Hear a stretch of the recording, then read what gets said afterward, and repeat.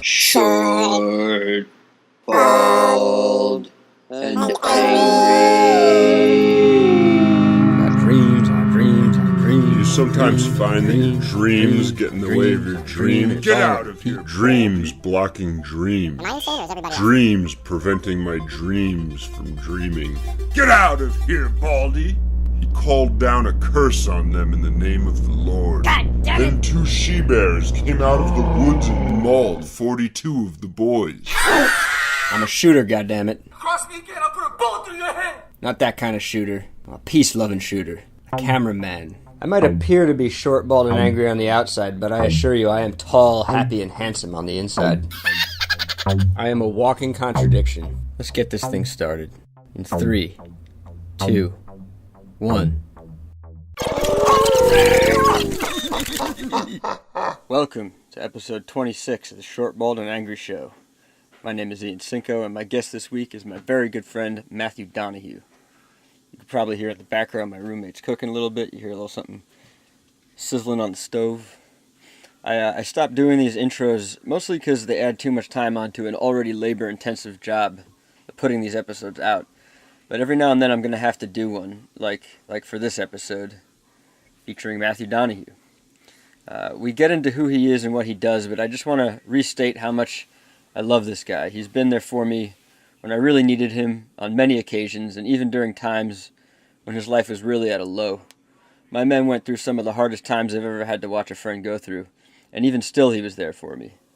So I'm super grateful and loving to this man, and I want to extend a shout out just to let him know how grateful I am. The great Matthew Donohue. You'll hear we're friends just by the way we talk to each other, but I think I did a pretty good job of not letting our inside jokes slip out too much. Because believe me, we could have devolved the conversation into pure, incomprehensible stupidity. It took a lot of discipline on my part to not let that happen. Last week was kind of a milestone as I hit episode 25. I'm moving really slow putting these out. I stopped putting them out weekly, although I'm going to try to get back to that weekly schedule. The hardest part of this is hands down making the photo chops of all the guests.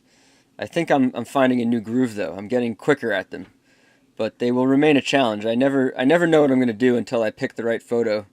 So thinking ahead to how I'm going to do this for the rest of my life and keep them fresh seems a little daunting. But there's no point in stressing over it. I just got to keep doing them, get better at it, faster at it, and not stop doing it. Not let the uncertainty stop me from going. I'm super excited to announce that Deuce Ellis will be coming back on the show to debut his new music. He's coming on this week, but I'm looking to release this episode next week. Since I met him last year, he's been producing for many artists I know, including the Praying Mantis collaboration with the homie Henny Cornelius. Deuce is a monster. He's pumping out high-quality music. I can't wait to hear his new stuff. Can't wait to share it with you. And if all goes according to plan, like I said, you can check him out on next week's episode. That'll be Wednesday. All right, I'm keeping it brief this week. Let's get right into it. This week I'm proud to bring you a master photography as well as the written word, including all the vowels, adjectives, and consonants. That's a slight inside joke, totally not funny, but it cracks us up. And without further ado, I bring you Matthew Donohue.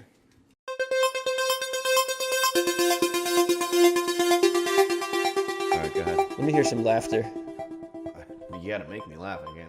I'm not an actor, pal. Let me hear that laugh again, though. Anyway, that shitty laugh of yours. Yeah. Can I be in your next movie? In your next rom-com? You're gonna have to work on your laugh. No. I think I could do some dramatic roles, maybe. I don't know. So who are you, man? Who am I looking at right now? I mean, what do you mean in terms of my work or in terms of like where I come from? And let's start with your name. Yeah. What the hell is your name? My name is Matthew Donohue. Matthew Donohue. Yeah, I'm a man of many nicknames, though. I have called you Donnie since day one. That's right. I met you as Donnie. That's right. And I'll always think of you as Donnie, but you're actually entered into my phone as Duke. Yeah. Yeah, the going joke was when I was born, my dad named me Duke. Duke Donohue would be... He actually did. Well, yeah, and then my mother put her foot down. She wasn't having it? No. My grandfather was a boxer, and a professional boxer. In fact, he changed our last name because he didn't want his mother to find out he was fighting. So it went from O'Donohue to Donohue. That's the story I get. And It then, went from O'Donohue to Donahue or Donahue? yeah, so in the paper, he would show up as Donohue and not O'Donohue, so then his, my great-grandmother wouldn't find out, A lot of stories on that side of the family, Why did she look down on boxing? Who wants their kid lowly fighting? thing? Who wants their kid out there? She just didn't want her kid getting pounded? I didn't know her. Barely knew my grandfather, but Yeah. I don't know the whole, you get to all these old stories. It's It a lot always, of fun to hear. it always bugs me Yeah. that I can't talk to my grandparents because I would totally be doing this. And I would probably be doing like yeah. a documentary with them or something. Absolutely. Just sit them down, talk to them until they pass out. Talk to them between naps. The greatest generation. Yeah. Were they, though? I think so, absolutely. I hate to shit on my grandparents, but were they the greatest generation? I think absolutely. Why? Well, you had the Industrial Revolution, and then the Great Depression came in the late 20s, and after World War I, which ended yesterday, 11/11. How many years ago?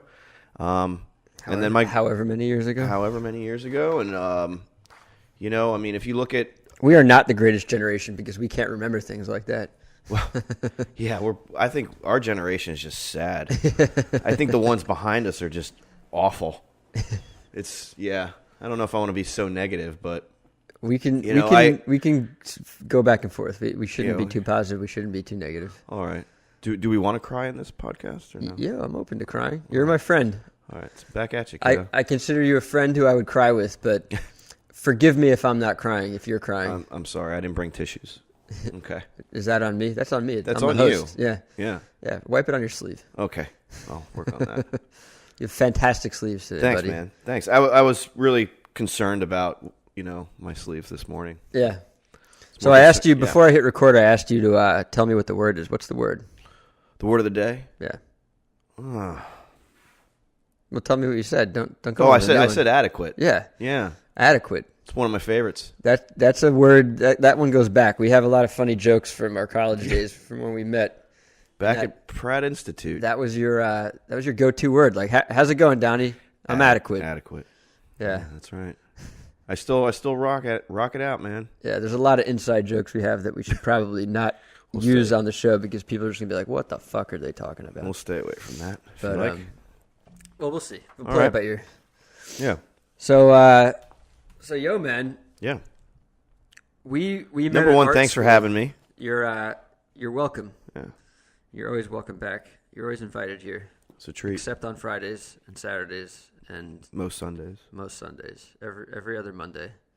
Any dates that are prime numbers and odds and evens. Yeah, you got it. Yeah. You got it. Which leaves. Yeah, not much. See you in the afterlife, buddy. See you in the afternoon. Okay. This is it. This is our final encounter. That's sad. Now we're going to negative town. You took a left-hand turn, pal. Hey, but if we're podcasting in the afterlife, it can't be that bad. All right. That'd be ridiculous. That would probably be a weird form of hell.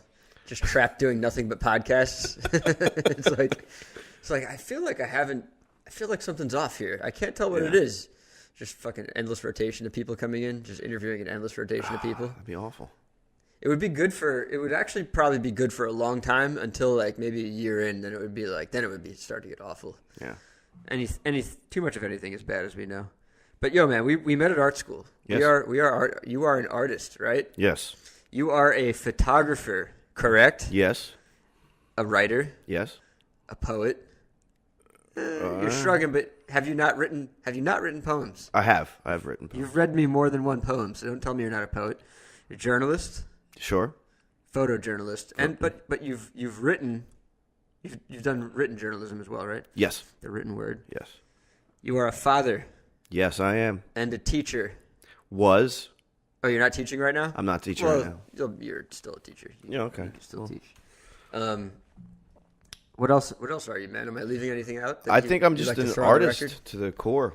Yeah. Even I said artist first. Oh, well, yeah. I'm an artist. Yeah. Yeah. Yeah. I draw and paint sometimes. That's definitely two disciplines I don't exercise all the time. But yeah. Photography is pretty much my thing now. Yeah. Do you remember what got you started? You remember how you started doing art in the first place? Oh, I was just always, I was that kid that either I'd be outside playing football or baseball, or I'd be, to keep me out of trouble. Well, before I was a teenager, to keep me out of trouble was easily just hand me a piece of paper and a pencil, and that was it. And then, I would copy, comic books, and just all I did was draw. So yeah. Yeah. You copied comic books too, huh? Yeah. I did a lot of that, man. I went through a phase where that was all I was doing. Yeah. And I think a lot of teachers were having a hard time with me because they wanted me to do other stuff. Right. And I did everything. I listened to them, but I still would always copy comic book covers Yeah. and interiors and stuff. I remember I call him my professor, my freshman year of high school when I visited Archmere Academy in Delaware. That's where I went to high school. Go Hawks. All I had in my portfolio was comic book art, and I don't remember him being extremely impressed. It's funny, man. Artists, teachers, especially teachers, don't respect it. It's not a lot of it is not anatomically correct. It's all exaggeration. It's some of it, not all of it. I thought that's what I said, but anyway. Yeah, you said some of it. I'm just going to be down your throat the entire. That's fine. Correcting That's fine. every word you say. Where's your white wig? Every I word. want you to judge everything. Yeah. Okay. I forgot it. It's out in your car. All right. Yeah, we'll get it later. Okay. But don't make no mistakes. You are being judged right now. Okay. All right. Not just by me, man. All these listeners right now. Oh boy. My fan base. Yeah. I think I have a total of like 3 solid consistent listeners. I don't know. Okay, 3. Well, I mean, I don't know. These videos get up to like 40 hits right now. That's where I'm at. All right. I'm going to work on expanding my listenership in the next year. But no self-deprecation. Let's move in a positive. we could. I'll I'll self-deprecate and deprecate you all I want. Ooh. Can you use the word like that? Can you don't deprecate know. on somebody? No, that's defecate. All right. But let's not go there. Yeah. Yeah. What were we just talking about? Comic books, man. Yep. Teachers. Yeah, I remember. I had a lot of teachers who were having a hard time with it, and especially when it comes time to get into college, you're not supposed to you don't even want to show that No. to try to get into college. No, Unless it's almost like embarrassing. the Joe Kubert School down in, I think that's in Delaware, actually, where you're from. That school would accept it, but most schools, you got to have figure drawings, you got to have landscapes, still lifes, all the classic stuff, all the foundational classic stuff. Yeah, and even when we hated foundations, I didn't hate foundation, but yeah, I couldn't stand it. Yeah, a lot of people hated it. But then you need color theory, you need all that stuff. Yeah. But yeah, man, I kind of regret dropping comic art, man. Like, really, now at the age of 36, I'm finally really. I guess the last 3 years of my life, I've slowly come back around to like reading them a little bit and drawing comics again. You saw that? You see that cover on my wall? Right. I'm trying to draw incredible. a comic. It's ridiculous that I let it go, man. I dropped it. You can always get back into it. Yeah, but I'm back into it. It takes it's exercise. Fucking hard. Yeah, it's super hard. I think it's one of the craziest disciplines as far as art goes. Like, out of all the art forms, I think comic book artists work the hardest, even harder than storyboard artists, because storyboarding is kind of loose and rough. But comic art, man, like the people who do that, they do it every day. They don't take vacations. I was just at a thing yesterday, and this Canadian comic book artist was talking about how she burned out. She quit totally because it was like, you don't have time for anything else. That's all you do.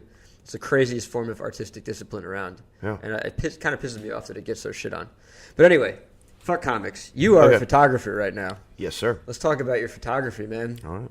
It's taken you around the globe. Yes. You've taken yourself around. Has it taken you, or have you taken yourself? Are you surfing a wave, or are you determining your destiny? Well, I mean, how everything it actually all snowballed. You're throwing snowballs. Yeah. You're sliding. I went to Pratt mostly for graphic design because I wanted to make sure, and I had no. That also implies downhill. Snowballing implies. So we're going downhill. Okay, all right. Shut me up. I'm going to shut up. No, you're fine. I thought we were having a conversation here. No, I'm going to shut up for 5 minutes at least. Okay, I'm going to time you. Mm-hmm. I went to Pratt for graphic design primarily, and I had no knowledge or any bit of education in a computer. I didn't know Photoshop, Illustrator, nothing. And I felt like I was really, really behind when it came to that because I just wanted to really paint and draw. I remember that time. There were like the people who knew it. They're like Jed knew it. Yes. And then there are people who I was with you, didn't know You it all, know, man. like just Yeah. way behind. Yeah. And then being like in the halls of Pratt and can I say halls of Pratt? Sure. I mean, you're around some great minds. I mean, there was nothing like the weekends where we would get together, have a couple of drinks, and just talk. All of us, Paul, Garcia, Jed. Hewer. Hewer, Bear, Michael It was Trice. just Michael Trice. Those were the days, man. It was a lot of fun, but there was also a lot of pressure. So I was always. I mean, I picked up a camera when I was 15, thanks to Terry Newitt at Archmere Academy. He was the first person that pushed me, and I didn't even want to do that. Mm-hmm. So I don't know. It all just like life just kind of happened. To answer your question about traveling, I was miserable, as a designer, and I dropped everything and moved to South Korea. So you ended up learning all the Adobe Suite. Yes. You picked it at Pratt or after? Or At Pratt, and then as a result, like doing jobs. No, well, it was going into, I think, our junior year at Pratt, where it was over the summer. I was testing myself and trying to learn with nobody over my shoulder and no assignments due and stuff like that. Finally my brain was like, oh, I get layers, and that's what I didn't understand. My brain didn't work in that. I just saw everything as like a two-dimensional, flat, almost like binary, just blah, and then finally my brain clicked, and then things got easier. And then it got fun. The logic of the program. And every program has a slightly different logic, which is maddening. Right. And the interfaces and everything. So once it clicked, then I felt like, let's do this. Now I can use my creativity and actually, because anyone can have an idea. Mm-hmm. It's like bringing it to fruition and executing it. Oh, I find that all the time. Talking to people who don't make things or don't consider themselves creative, but you're hanging out with them and they're just farting ideas out. And they're like, you should do it, or maybe I'll do it. I'm like, right, sure, yeah, maybe you should do it. right. But it's all learning a craft or a. Do you remember a time though when it was like, because you said you were drawing comics? Do you remember a moment where it really clicked for you, where it was like, if I'm gonna get shit done, I gotta get shit done. I gotta just do it. I gotta start it and finish it. Yes, absolutely. Even though, like with a lot of my drawings and paintings, I still have them all. They're not finished, but I knew what I wanted to do in life. I knew I didn't want to be, no offense to bankers or anything like that, but I just couldn't. I knew I was an artist, and I had to figure out which genre or vein of art I really wanted to do, because I was interested in so much. Once I learned photography, it was like, wow. And then once I learned the programs of design, I really was interested in it until I got out of school, and I was just like, I don't want to do this anymore. Mm-hmm. I hated it. And then to say that when you're 26, like after you push so hard to graduate and be this thing that you thought you wanted to be, and then you're like, well, I don't want to do this anymore. Mm-hmm. It was almost scary. Yeah. That was scary. So then that's why I left the country. Yeah. That moment was which that was South Korea. Yes, that was South Korea. Yeah. And at that point, I'd only been to Jamaica, which was, I don't even consider that, because it was just more of like a vacation overlooking the sea. Like a family. Tourist trip. Yeah. At the beach. And then I'd done 2 summers in Italy, which which that was studying abroad. Hell of a time. Yeah. I had an internship in Florence and did a walking art history class, which was unbelievably cool. Yeah. Unbelievably cool. I love history, so. Yeah. But yeah, so yeah, then it was the big leap to South Korea, and that was a trip, man.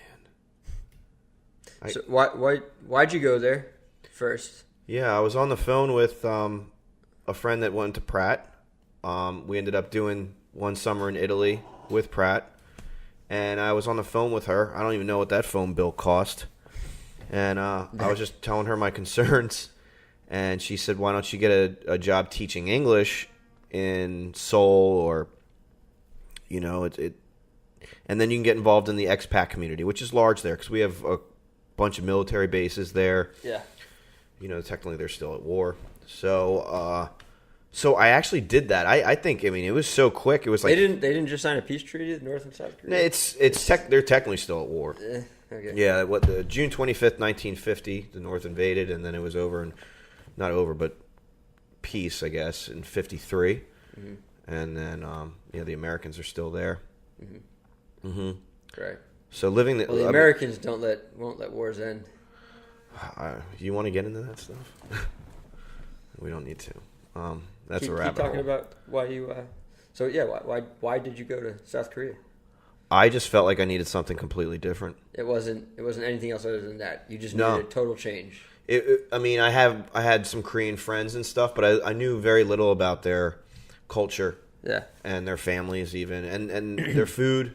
Language was nothing. And nothing is in, you knew nothing. Well, when you don't even know how to say hello, when I travel, I always like to at least learn hello, thank you, please, I'm sorry, excuse me. I just think that's a respect thing. And fuck off comes in handy.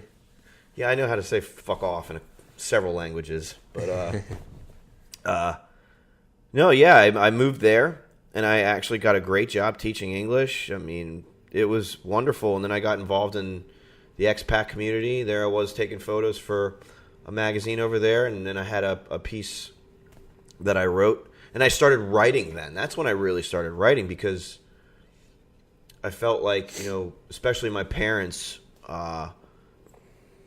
pictures and everything, it wasn't telling the whole story. Mm-hmm. Like, what am I feeling? And then being alone, it's like trying to find comfort being alone, even though you're surrounded by thousands. You find that here in the city as well. It's like you get lost in your thoughts and everything, and that can be sometimes a scary thing. But I was very in tune with what I was feeling and trying to figure out what obstacles I should and need to get over. And that was number one, learning how to read Hangul, because a lot of stuff is written in Konglish, so when you pronounce it, it's actually in English, and that made life a lot easier. And then friendships and everything, and then it just became a hell of a time. How long did it take for that to gel? Was that a year in? When I started making the friends that I still have now, yeah. I'll give a shout out to David Braun, Canada, Vancouver. Awesome guy. We still talk probably every 2 weeks. I met him 6 months in, but then it was when right before a year came, it was like, I don't want to leave here. It felt like home, and how weird that was. It felt like home. And how long were you there? 2 years. 2 years. Did you meet my cousin when you were there? No, I never did. But we became friends on Facebook, you were talking, and then. But you never met. Well, she's been all over the place. Yeah, she was hard to pin down anyway. So no, I never met her. As far as I know, she's back in St. Louis, but she was abroad for a long time. She's been both over cousins. The place. Yeah, Nepal even. Yeah. Did she do Everest? Yeah, recently. Yeah, she climbed Everest. That's so crazy. Yeah. Yeah. So what were you doing there? You were teaching English? I was teaching English, and then I really started writing, and then I had a couple pieces. More writing than even photography at the time? Yeah. Oh, yeah. So but it's so funny. It's like when I was sending out these blogs, I wouldn't even edit them, and God, they were awful. Were they though? Oh yeah. Oh, my writing was piss poor. Absolutely. Right. And even my friends would say like, "Hey man, you're missing commas." You're commas are overrated. No, they're not. No, they're not. Actually, I think commas are overused and misused all the time. Well, definitely misused, but yeah, if they're not put in the right place, wars could begin. Right. You know what that motherfucker just said to me? I wish I had a good we should write this down. We should come up with a good joke around commas later. Okay. Like a sentence. English nerd joke humor. Yeah. Well, maybe we could. A sentence. We'll keep it between us. It's misinterpreted without a comma and it starts a war. It's a fun idea, man. All right. Great idea for a satirical film. Grammar is important. Absolutely. So what happened after South Korea? Well, when I was in South Korea, and why did you leave? When I was in South Korea, I had an itch to go to Cambodia. Okay. I really my adventure side, the wanderlust. My wanderlust. really, really hit me upside the head. And, the stories of these temples in the middle of jungles and everything really captured my imagination. Yeah. And again, not knowing anything about that part of the world other than, what I was taught in high school with the Vietnam War. Mm-hmm. My ignorance level was extremely high. And I did some research, and I ended up going... That's a funny way to the ignorance level is high, but really your knowledge level is low. Right. So it's funny to say that. I had a high level of ignorance. Yeah. I felt like, I definitely am a changed person because of all my travels, and it became it almost became like a master's program. Like, I was being educated in culture and history and really loving it. Yeah. Really, really loving it. And that was all like just by being there. And you were doing it all while you were there. You weren't doing it so much ahead of time. I know you planned for your trips. Right. But you weren't like reading history textbooks. You were learning. No. I went into Korea not blind, but fairly blind. And then started reading about their ancient history. Mm-hmm. And then Cambodia was like, boom. I was reading book after book after book. And First They Killed My Father really, really shook me. Oh, yeah, you read that before that movie, huh? Yeah. Oh, I read that 10 years ago. Yeah. That book really, really killed me. Not sorry to use that word, even though it's in the title. You're still alive. Yeah. So I went to Cambodia. Well, I flew into Vietnam and Saigon, Ho Chi Minh. Mm-hmm. And man, that place is a trip. And all by myself, and just absolutely, just my eyes were like, pow. And then there I was. I took a bus across the border into Phnom Penh, and that's when I saw the killing fields, and you'd be walking over clothes coming out of the ground and bones, and there's they have the huge pagoda with all the skulls and everything. And then you go to Tuol Sleng, it was a high school, and they turned it into a torture prison. And that really will knock your socks off. And then the Phnom Penh at night is a really strange place, and the ghosts of that place. Not that I saw ghosts, but it just feels like this. There's a massive weight in the air. And then I got on top of a boat on a roof, and we went upriver, up the Tonle Sap, up into the jungles to Siem Reap, and that's where I saw Angkor Wat. And that's where I was like, this is it. This is what I want to keep doing this. Because that was, wow. I feel like if I never did that, I don't know where I'd be in life. And I absolutely mean that, because it's a special place. Really special. What about it? What about it was special? Well, the architecture in the middle of the jungle, and all you hear is the cicada. It's like a constant... And I can't tell you about the sunrises and the sunsets, and it's just, it's the biggest. Angkor Wat itself is the biggest religious monument on Earth. Is it? Yes, I didn't know that. It's massive. It's massive, and it's just religious. It's a temple. Yeah, it's Buddhist and Hindu. It's like it has like different levels of as time went on, different culture or different beliefs moved in. Mm-hmm. Then it was a huge civilization. What, they all just built on top of each other? Yeah, I don't know all the facts. It's been a long time since I've reviewed all that information, but I really fell in love with. Every single part of those monuments and those temples. There are temples everywhere. Yeah, everywhere. They're all carved. Yeah, I went to Thailand. Right, that's right. You did. So it's not. They're all slightly different, but they're everywhere. Yeah. How long were you in Thailand? 2 weeks. That's right. Yeah, the cool thing about temples in Thailand is artists, not just temples in Thailand, but artists in Thailand have temples. There's if you're an artist in America, you're not I kind of like the idea of having my own temple, but my own church. Fuck no, I'm not gonna make my own church. But Buddhism is different, and if I was Buddhist, I would probably kind of be thinking, how am I going to make my temple before I die? Temple, that's weird. Yeah. Famous artists have their own temples over there. I did not know that. Yeah. Speaking of that, the Black Temple and the White Temple are the two famous ones. Okay. You have to tell me more about that. Yeah. But real quick, last night I was sitting at my computer when I got home from the shoot. It was like, I don't know, it was like 1:30 in the morning. Just turned the TV on, and it was behind me. And I turned around, and there's Joel Osteen's face. I was like, God, look at this guy. What a joke. His electric blue carpets, his church. I don't know who that is. You don't need to know. Don't worry about it. Was he an evangelical Christian? Yes, yeah. He's one of those people who thinks he can heal, I guess. Yeah. What a joke. Yeah, that shit makes me angry. Dudes like that, I can't help but get angry at them. I mean, I'm super amused by them. I'm more inclined to make fun of them than anything else. But it's because I'm angry at them. I'm like, who the fuck are you? What fuckery is this? I think in this day and age, how do you get away with that in this day and age? Well, because people, I mean, the general population. Sorry to our listeners, but the general population are very gullible and not the most intelligent. It's true, man. So I mean, that's one person preying on the weak-minded. And man, when you look at that stadium, all those seats are packed. Mm-hmm. What does that say about our culture? Insanity. Put your phone down, get off Facebook. I don't know. Or get off. Or maybe they need more Facebook. I don't know. They need to. Well, Facebook is just a reflection of the real world, which is just we're all in our own bubbles. They're in that bubble. Well, that's scary if you talk about just everyone being in their own bubble. That's just awful. That's the reality of what we're in. That's like one of Barack Obama's consistent reflections on where he felt the.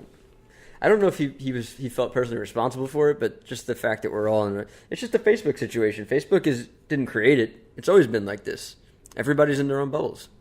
It's just now it's like obvious because the echo chambers that are created with social media that we're in these. It's another reflection of it. So now we feel more. Like we can see it almost better, Right. I mean, yeah, information's at our fingertips, but what can we believe? Because there is a lot of fake, and I'm not going to sit here and talk about fake news and stuff like that. But it's the algorithm. It's a combination of the algorithms and the people we're friends with. It creates a bubble, and we don't get all the news. We go to our news sources. We go to our friends and family. Right. We go to the things we don't know it, but we're slowly being fed only what we want to hear more and more. You kind of have to go out of your way to get other news and get other facts and things, Oh, absolutely. Yeah. You can't get one from... If you want real news, I mean, I don't even know what's real anymore, but you can't just go to one outlet. Do you keep up with the news these days? I know you have in the past. No. No? No. I mean, I know what's going on, but no. I mean, you don't wake up and read the Times with the coffee? No, I don't. When I came back from the Middle East and everything, I was just so obsessed with wondering what was going on in certain countries and politically and stuff. Yeah, I was more involved politically, not involved, but involved intellectually or wanting to know knowledge or what was going on. Yeah, trying to learn, paying attention, exactly, trying to figure it out. Then American news and politics, right? And then when I came back and it was and then I became a dad. It was like trying to focus on hey, why? Let's just focus on being happy and being a dad, and all the angst and built up, it was just internal tension watching this crap. If you surround yourself by negativity constantly, your world's going to become negative. You're going to get an ulcer. Yeah, absolutely. Mm-hmm. Absolutely. And I tell you what, I'm a lot happier nowadays that I don't watch. I like to watch 60 Minutes because I like some of their reports on, I love actually watching 60 Minutes Australia because they do a lot of adventure stories on surfers and climbers and survivalists. I love stuff like that. Anthony Bourdain, you love that man. Oh man, he's one of your heroes, right? Yes, absolutely. How did his suicide affect you, man? Were you distraught or were you okay? I don't want to. Did you not know how to feel? It's a hard thing to talk about because it's you look on Facebook and someone's friend of a friend died and everyone wants to make it about themselves. Yeah. Does that make sense? And you don't want to make his death about yourself? No. I mean, I didn't know the man. You didn't know the man? No. But he inspired you. Absolutely. Yeah. Just shockingly, everything from the travel to... He had a photojournalistic element, a journalistic element in his travels and bringing food to the world in a way. He was a genius on so many levels. And he was honest, and you felt his honesty. Mm-hmm. I feel that's my opinion. And then now knowing that he's gone, and watching or reading his stuff, I'm just completely and utterly moved, more than I already was. Mm-hmm. But, when I lived in Kuwait, I downloaded as much No Reservations, his old show, to bring with me so I could lose myself watching and then being inspired to go to these different locations. I mean, he brought... Did watching that literally inform your travel? Oh, absolutely. Destinations? Absolutely. And certain places that I still want to go to. Yeah. Laos. So you were literally just going around to places that he was checking out. Not all the time, Not but so like, tight. if I'd ever been somewhere that I saw a show of him do, I'd You'd write it on the itinerary. Well, when he did Beirut, the 06 episode, when the war broke out, the 33-day war, that his ending monologue, his closing sequence, I mean, it brought tears. And Lebanon, for me, goes way back to my youth when I lost my uncle in the Beirut bombing, the Marine barracks. And then I went to Beirut and fell in love with it. Yeah, you went in. Did you go in with sort of expectations of it because of your uncle's? Yeah, I went in guarded. Yeah, you went in. I went in like I was such a different person back then. I was, I was stupid. And I think, not only like did Cambodia change me, Lebanon really opened my head up to just trying to be open-minded. And when your hate goes away in 30 seconds and you fall in love with a place, and I kept wanting to go back, and then I ended up going back. So yeah, you did. Yeah. Real quick, I'm all over the place, man. Let's just go over the list of places you've been. Okay. Because otherwise, I feel like we are going to keep bouncing back and Yeah. forth. I mean, so I wrote. We did South Korea. You went to Kuwait, man. Yep. You spent. Did you tell me 2 years there too? Almost 2 years. You were writing for Bazaar magazine. Yes. I remember a poem, or I don't know if it's a poem or a piece you wrote called "Waiting to Die." Right? Oh yeah. Didn't you found it to be a kind of miserable place, right? Found it to be miserable? It was joyless. Joyless. Yeah, I wrote a whole... Yeah, that Waiting to Die piece I wrote. Yeah. Which is basically, that was your reflection of the people, is that they're all just Waiting to die. Yes. Yeah. A joyless place. Absolutely. And I also remember there was a very funny story about how you touched down there. Like you landed, what was it, you had to pee or something? Or it was a holiday? Oh, I know. No, I was hungry and I went into the bathroom. It was Ramadan. I got there in late August. It was, oh my God, hot. Hot. 120, 130 degrees Fahrenheit. And I came out of the airport. I took my first breath and it burned. I've had that experience, but maybe not in Kuwait. Yeah. And then it was Ramadan, so you couldn't eat during the day or put anything to your lips, let alone a bottle of water, man. Couldn't. You're not even allowed to drink water. No. So I'm in the mall. It's it's so weird. This is my introduction to Kuwait. I'm in the mall and I have my my computer bag or whatever I had on me with a piece of bread in there, and I went into the bathroom. They had people in the bathrooms like watching out for people eating, or I guess drinking from the sinks. Man, it's 130 degrees out. I can't take a sip of water. Who are the people watching? Cops? No. They weren't cops. And what do they do? They were just standing there. And what do they do if you eat? They tell you. I would have been they're gonna arrested. beat you? So they're not cops, but they call the cops. Yeah, I didn't trust anything when I was there. And I'm not talking badly about all the Middle East because I have a lot of positive things about many places. But my experience in Kuwait was, number one, it was trying, it was testing, it was very difficult emotionally. I became very. I don't think I was a lot of fun to be around in Kuwait because I just became very. I don't know. Yeah, I just wasn't happy. Put your guard back up as opposed to. Yeah. Beirut or Beirut, I was really surprised because I got there and all of a sudden it was like, whoo, I like this place. The vibe, the people, and the food. Man, the food's good. I love Beirut. I'd go back in a second. Yeah. Yeah.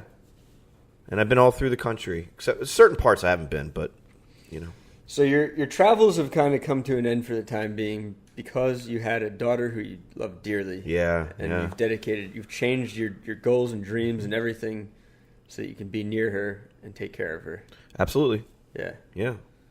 Olivia. 4.5 years old. Got a little red head, just like Shirley Temple. Yeah. She's a beauty. Yeah, I was about to go to Syria. I was in talks with another conflict photographer. When? This was, I want to say 5.5 years ago. Oh, so like before she was born. Before she was a whisper, yeah. Mm-hmm. And I was here in Brooklyn, as you know, and I had a meeting in Williamsburg with another war photographer who had done. How I found him was through HBO, and I'll just say Michael Christopher Brown. Shout out to you. Yeah. Amazing. Shouting out art. It's usually not good to like shout out people you're making fun of or talking shit about. But if Michael Christopher Brown, shout out artists on this show, major shout out. HBO did a 4-part series on photojournalism. On him? No. So they did Juarez. Okay. Libya, Sudan, and Rio. Mm-hmm.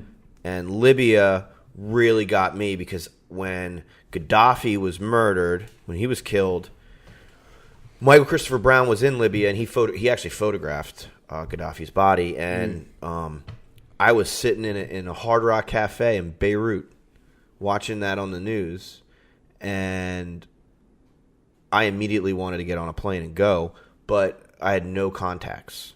So when I came home, a little bit after that goes by, yada yada yada, and when all that happened, that's when things were starting in Syria. Before it even became what it is, what it's become, is an absolute. It's hell on earth over there. But and I haven't been there, but I was in the Bekaa Valley when that all started, which is right over the border, Hezbollah controlled, crazy. So then I come back, I see Michael Christopher Brown on this documentary, I'm mind blown, and I just started emailing him, like, several times a week, and creating different... With responses? No response. And then he responded. Because he was out doing different things. He was all over the place. He responded, and it turns out he lived in Brooklyn as well. We met up for a beer. We talked about a plan to go into Lebanon and then do our own little projects or big projects, whatever we were going to do. I wanted to cover the refugee crisis before it even became a thing, and then you were evolving into one of those thrill-seeking, borderline psychopath, but no. Well, there's an element of psychopath to all photojournalists, at least the photojournalists who run into fucking war zones. It's you have to admit it. We've talked about it too. It's like semi-suicidal to do it, but you do it with whatever your intent. Maybe there's some noble intent in there. Maybe there's just you want to educate yourself. You want to educate other people. Maybe it's just you want to empathize with people who are going through whatever. There's so many reasons why people do it, and you were becoming that person, man. You were on that path. There's so many travel bugs, and one of them is the travel bug where you want to go to danger to document and to educate and to. I wanted to document it. There was no hubris involved in that at all. It was like, whoa, this is a lot bigger than I am. Yeah. And if I have knowledge how to do something, meaning photography or to write, and you wanted to contribute. I want to contribute. Yeah. That was my mentality back then. I wasn't looking into my future. I wasn't planning 10 years ahead. I wasn't 15, whatever. Mm-hmm. I was like, this is what I want to do now. And let me get this straight. I was never on the front lines, but I've been around bombs going off. I've, your organs move and everything. I've never done anything like Michael Christopher Brown or shout outs to Daniel McCabe. Check out This Is Congo. It's on Stars right now. It's incredible. He also is a Cannoneer, Pratt alum. Check that out. This Is Congo. I saw that last week. Wow. I'll check it out. Wow. How'd you see it? Well, I knew that he was making it. In fact, he was Michael Christopher Brown went to the Congo, and he was roommates with Daniel McCabe.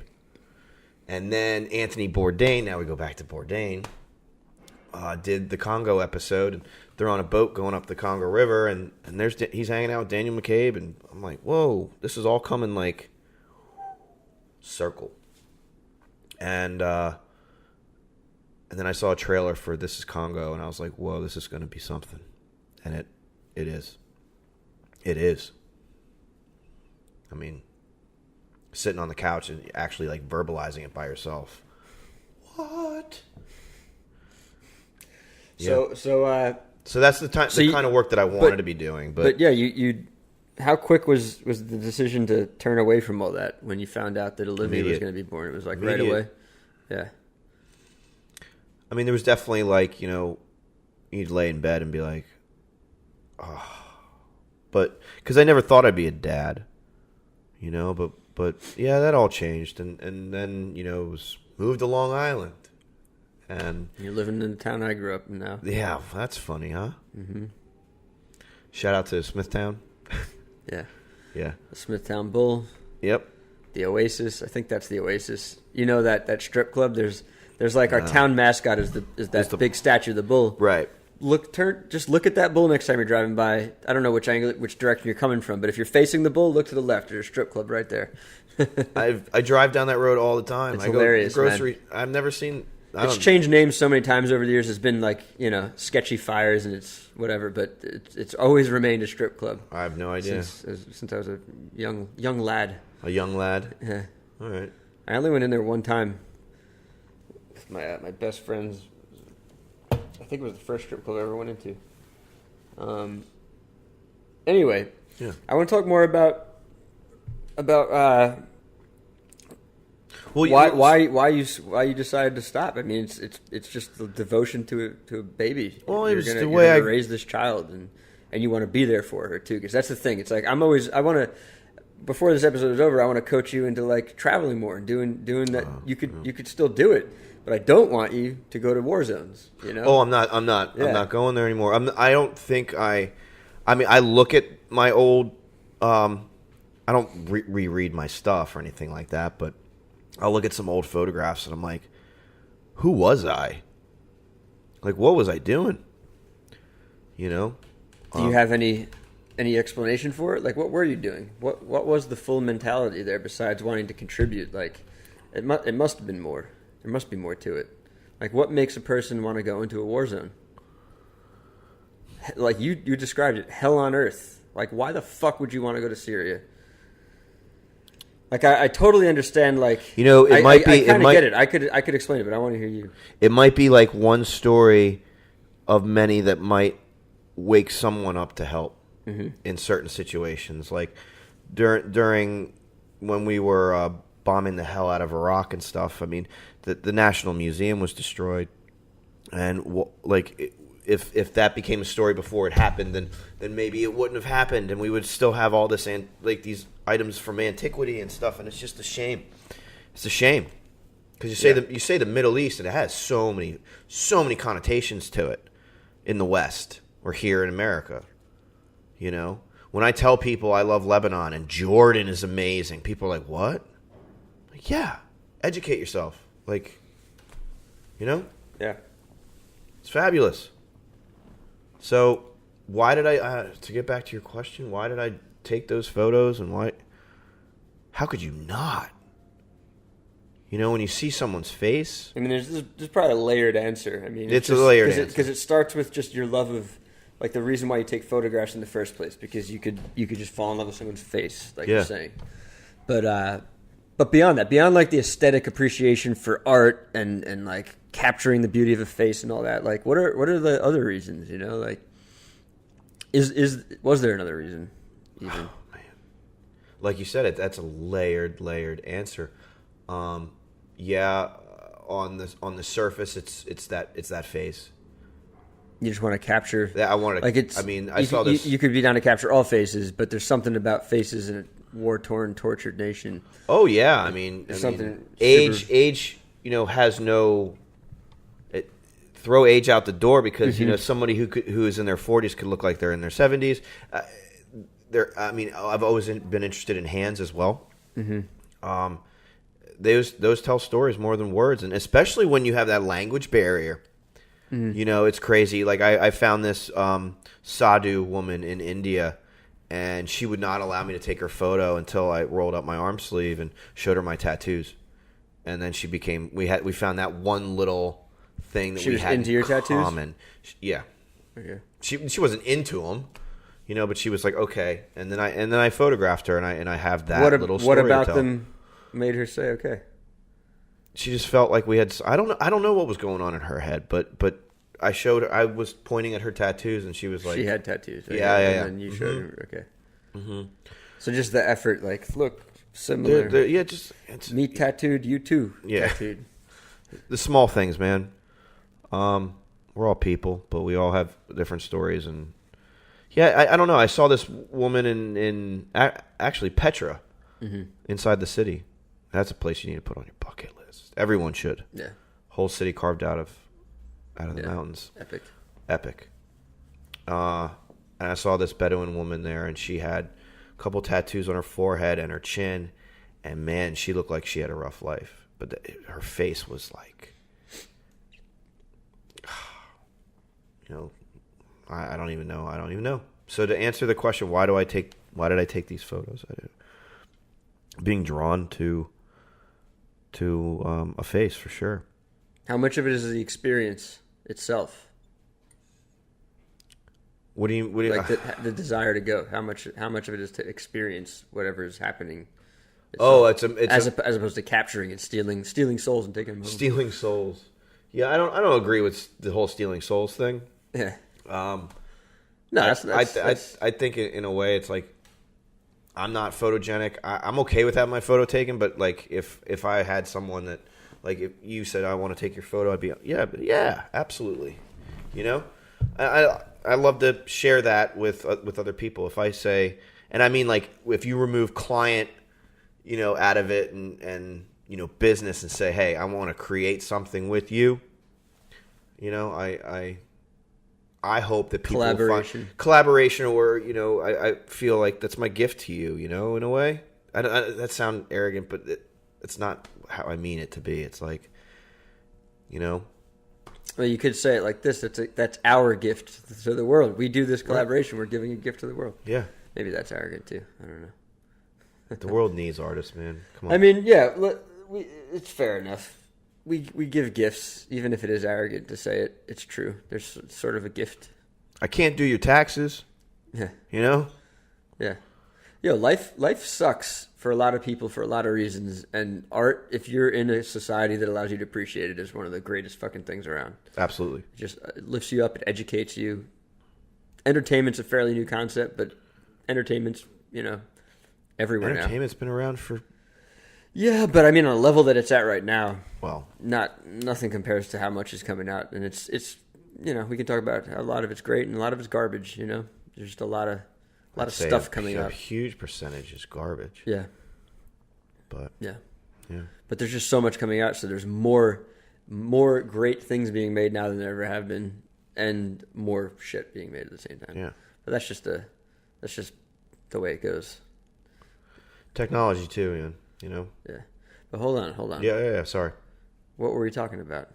We're talking about portraiture, right? Yeah, but I asked how much of like the risk taking, how much of this like putting yourself in risk, in harm's way and going on these journeys, how much of the desire was as a result of you wanting to experience these things as opposed to just capturing and showing?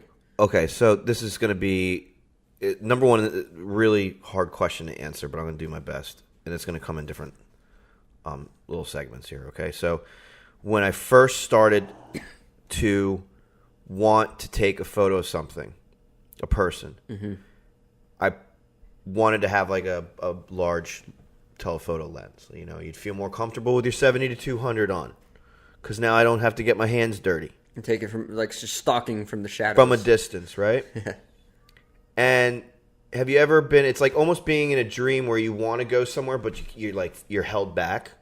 Yeah, it can create a tension. It creates a tension. Those long right? shots can create kind of weird tension. Well, I don't even mean about the photo itself. I mean, it kind of naturally has a lurker look. Yeah, it's when you're shooting it's from far away. voyeuristic, and it's even though photography is voyeuristic in general, Always, it's extra voyeur. It's extra voyeur, right? So because if a lens is really long, you could be literally so far away that people wouldn't even see you doing it. You're like a sniper. Right. So it's watching football games with those guys with the 500s, the 600s, the 800 millimeters. Creepy motherfuckers. Creepy. No, but I don't feel so like wait, that's what you started. No, I never. Or you had the desire. I've used the big telephoto lenses, but I almost feel like that's not my photo anymore. Yeah. Because there's no intimacy. Yeah. It's like shooting with a drone. We're similar that way, man. I always want to have a long lens on hand, but I never use it. Even if I have it there, it just never gets put on. Oh. I'm pretty up in people's space. Yeah. And face. I mean, I got rid of. I had a 300. I got rid of. My longest is an 85. We rub elbows, man. We get down in the dirt. Oh yeah. We're hobnobbers. Oh, I get in the dirt. Hobnobbing is not the right word. Hobnobbing is. No, it's not. That means you're like. No, we get a hands dirty. With the bougie motherfuckers, right? No, yeah, we do.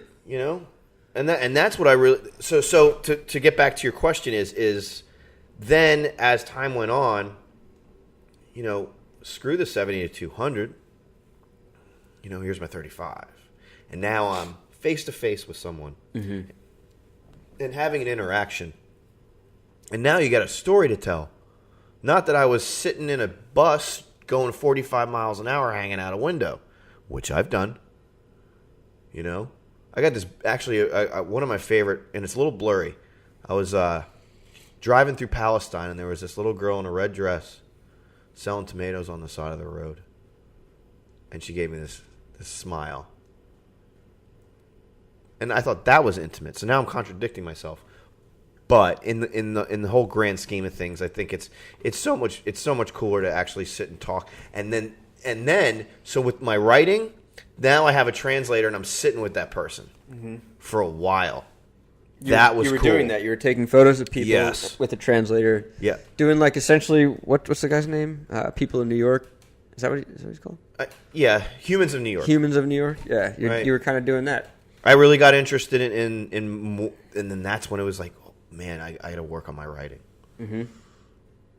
And I really worked on it. And I think, going back to what you said, you think that, would you say drawing? Would you say was the hardest art form? Sorry, I'm tired. I think to be a comic book artist is the right, craziest level right, of discipline. right. I agree. Writing is actually the hardest. The hardest. I drive myself and insane. you're a writer when as I'm well, writing. so yeah, I can't stay sane when I'm writing. But I'm also super intense with what I do. I like high levels of research, high levels of certain level of reality in addition to fantasy. So I'm not just like pulling it out of my stupid head. Right. And just to balance all the things you have to balance with, especially writing screenplays and stories, it's different. Your writing is different because you do have a poetic approach and you're doing journalism. Right. When you're writing, as you know, a screenplay, you got to just turn it over and around and take things out and dissect it. Well, it's a puzzle. It's maddening. I think writing it is a puzzle. It is a puzzle. Yeah. That's the fun. If you think of it as a puzzle, it can be fun. But the metaphor is more that's one metaphor. It's actually like many metaphors. Right. Whatever writing is, it's mysterious and it's fucking maddening.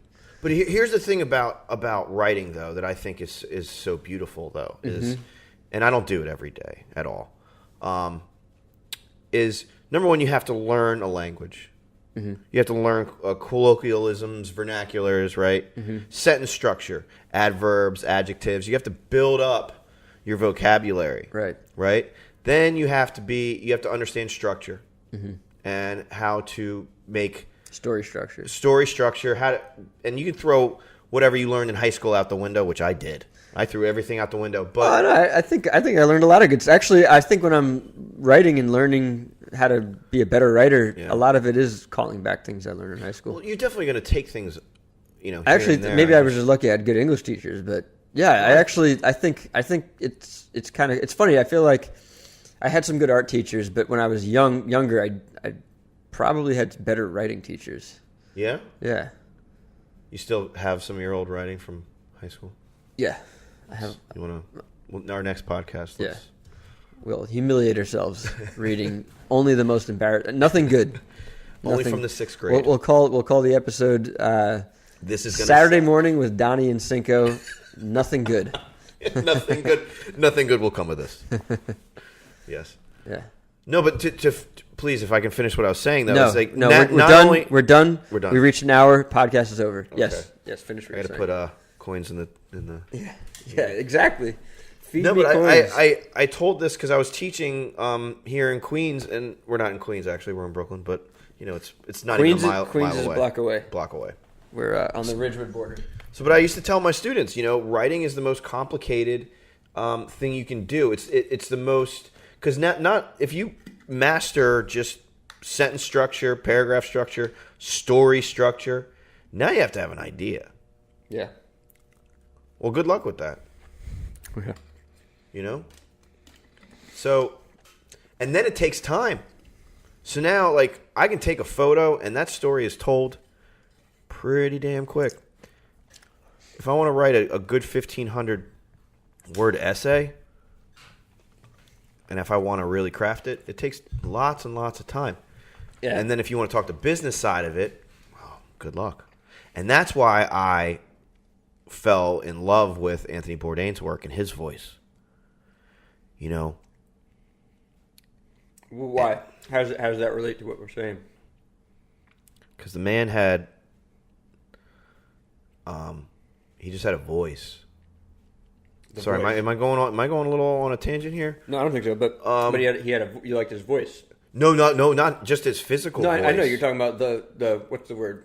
The voice. Like his writing.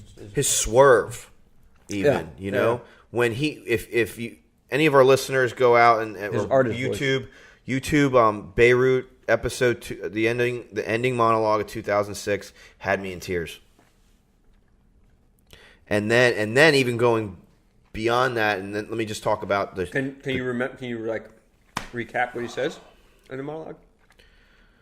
Yeah, sure. Because the war broke out, and they were brought out by, I think it was the Marines came and got them off the shores, but they were staying in a hotel. Anyway, blah, blah, blah. So what does he say? He says, he talks basically, he was self-deprecating about it, happy-go-lucky travel and food shows, and, but the happy medium is the one thing that brings us humans together in an equal place is food. And it's that dinner table. Right. Yeah, I've heard him talk about that, about how he'll have dinner one night with one family and then have dinner another night with another family, and those families want to kill each other. Yeah. But they sit down and they eat and they talk. Right. And we all have to eat. We all have to eat. And then he goes into the good, the bad, the ugly, and maybe this is just the world, and we're all to be, and he does say, crushed under that same wheel. Mm-hmm. And then he ends it with, I hope I'm really wrong about that. And I just let out a breath, like, yeah. So I hope to see him at the pearly gates, because that's one of the, other than my family, that's the first person I want to talk to. And me. So does that answer that? Yeah, I Want hope to move on? if there are pearly gates and to walk through, I definitely hope there's good food on the other side, man. Yeah. Because Not just hummus. and we don't have to poop and we can eat endlessly. Is that heaven? You don't have to do we don't have to go into the vomitorium If like I'm in on Rome. if I'm on a boat and there's no bathroom, for sure. Just fucking eat nonstop. Oh boy. The vomitorium in Baalbek or in Pompeii. You know where that goes, and then it's just like endless sex. It's like, is that heaven? Just fucking and eating all day long. Oh, that's STDs waiting to happen. But you're dead already, so it doesn't matter, man. Hey, all right. What do you want to talk about, man? Because I could take it somewhere else. Do you want to take this anywhere right now while we're on the topic of travel and danger and food? And I miss traveling. I miss the world. But I'm doing some different things now that make me very happy. Do you want to talk about any of the stuff you're up to right now, or? Yeah, I mean, if you have any specific questions. Well, I know the stuff you do want to talk about that you're up to now. You've become, living out on that Long Island life, you've become a photographer you're an equestrian photographer. You are you're shooting. Sailing is relatively new. Yes. You're going out on sailboat races, right? Yeah. What do they call them? Regattas. Yeah. And you're are you helping with the race, or are you pretty much just sticking No. to like I'm a photographer? I'm a photographer. Yeah. Yeah. But you have to learn a little bit so that you're not getting in the way and Oh, yes. killing yourself or injuring other crew Well, it's members. paying attention and understanding what is going to happen. Is it constant? You're constantly on your toes, right? It's like they're well, swinging the thing around 1 second. That doesn't happen all the time. Not all the time. There's definitely moments that you sit and you can chat. Mm-hmm. There's definitely moments where you don't want to talk. Mm-hmm. There's definitely Or that you shouldn't talk because there's moments like that as well. Yeah. How often does it get super intense? Depends on the weather. Depends on what you're doing. It's more the weather than anything else. It is also depending The upon waves. like match racing is different. I don't want to talk about sailing as if I don't consider myself a sailor. I know my way around a boat. But you've been sailing. Yes. You ever see that movie? What About Bob? Yeah, Bill Murray. I'm sailing. I'm sailing. I'm sailing. That's fucking. That's I my sail. That's easily my. I think my family's top favorite, like our favorite movie. I think because we have like our top 10 probably. And Baby that's Steps. got to be the first one. Baby steps. Yeah. No, Baby that's stepping out the door. He's a germaphobe in that movie, right? he's like agoraphobic, xenophobic. xenophobic. Yeah. Is he xenophobic? He's a mess. He's too nice of a person. He's a sweetheart. I don't think he's xenophobic, but he's definitely at the beginning of the movie he doesn't leave the apartment. He's agoraphobic. And then he turns into he blossoms. He ends up and marrying drives Richard Dreyfuss insane. Yeah, hilarious. Does he marry his daughter? No, his sister. His sister, even better. Yeah, That movie's perfect, man. Perfect. And Dreyfuss ends up insane. His therapist ends up insane. Right. Yeah. Who wrote Perfect. that? I don't know. I should know. That's a fucking perfect movie. Man, we need Google I haven't right seen now. that in years. Actually, that's a movie we used to watch like once a month, maybe even more, and I haven't seen it in such Even a the long jacket time. cover is brilliant. Yeah. Yeah. Yeah. Oh, and then What's the jacket cover? I don't remember. it's them standing together. I think maybe shaking hands or something, and then like it's like their shadows where he's strangling him. Oh yeah. Yeah. Yeah, Right. brilliant. Very brilliant. Love it. Golden era. The golden era of film. Oh, that and Groundhog Day. Yeah. That actually I think I might like better. In all honesty, if I were to watch those two movies back to back, I'd probably like Groundhog Day better. That's just a fucking brilliant film. Reminds me of Rome. And Where the sun hits that the buildings. to me is like I'm gonna make a movie someday and tell some stories where it has the Groundhog Day effect. But it's so fucking. There's so many movies that do it, and it's just you can't do it. You can't do it. It was done in Groundhog Day. Don't try to do it again. Don't try it. And supposedly, what I've heard through, and I don't know what to believe on the internet, but that storyline, he might live that day for like hundreds of years. In the movie that he does, yeah. If you do the math, he wakes up however many times it's been. Like It's crazy. hundreds of years. Yeah. That there. I think what that's the a nightmare. montage implies is that months are going by, years are going by, and he's doing that. Like they might not show you every time he wakes up, but Right. But they do that montage where it's just like the calendar's flipping. He's doing it over and over again. God, what a nightmare. It's wild, yeah. It's a crazy far out concept. Yeah. Bill Murray's career's been amazing, man. He's done a lot of great shit. That's another person I want to have lunch with. You know how to contact him? Like how directors contact him? He doesn't have a manager. Yeah. Well, he might, but you can't call him, you can't email him. You have to like find him. I think you have to like go to his house or something. So I forget what it is. I should know this.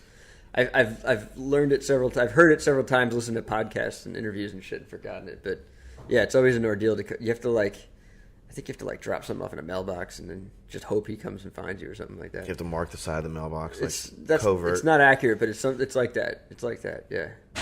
It's like enemy of the state. Yeah. He's a funny dude, man. Yeah, no, yeah. As we know.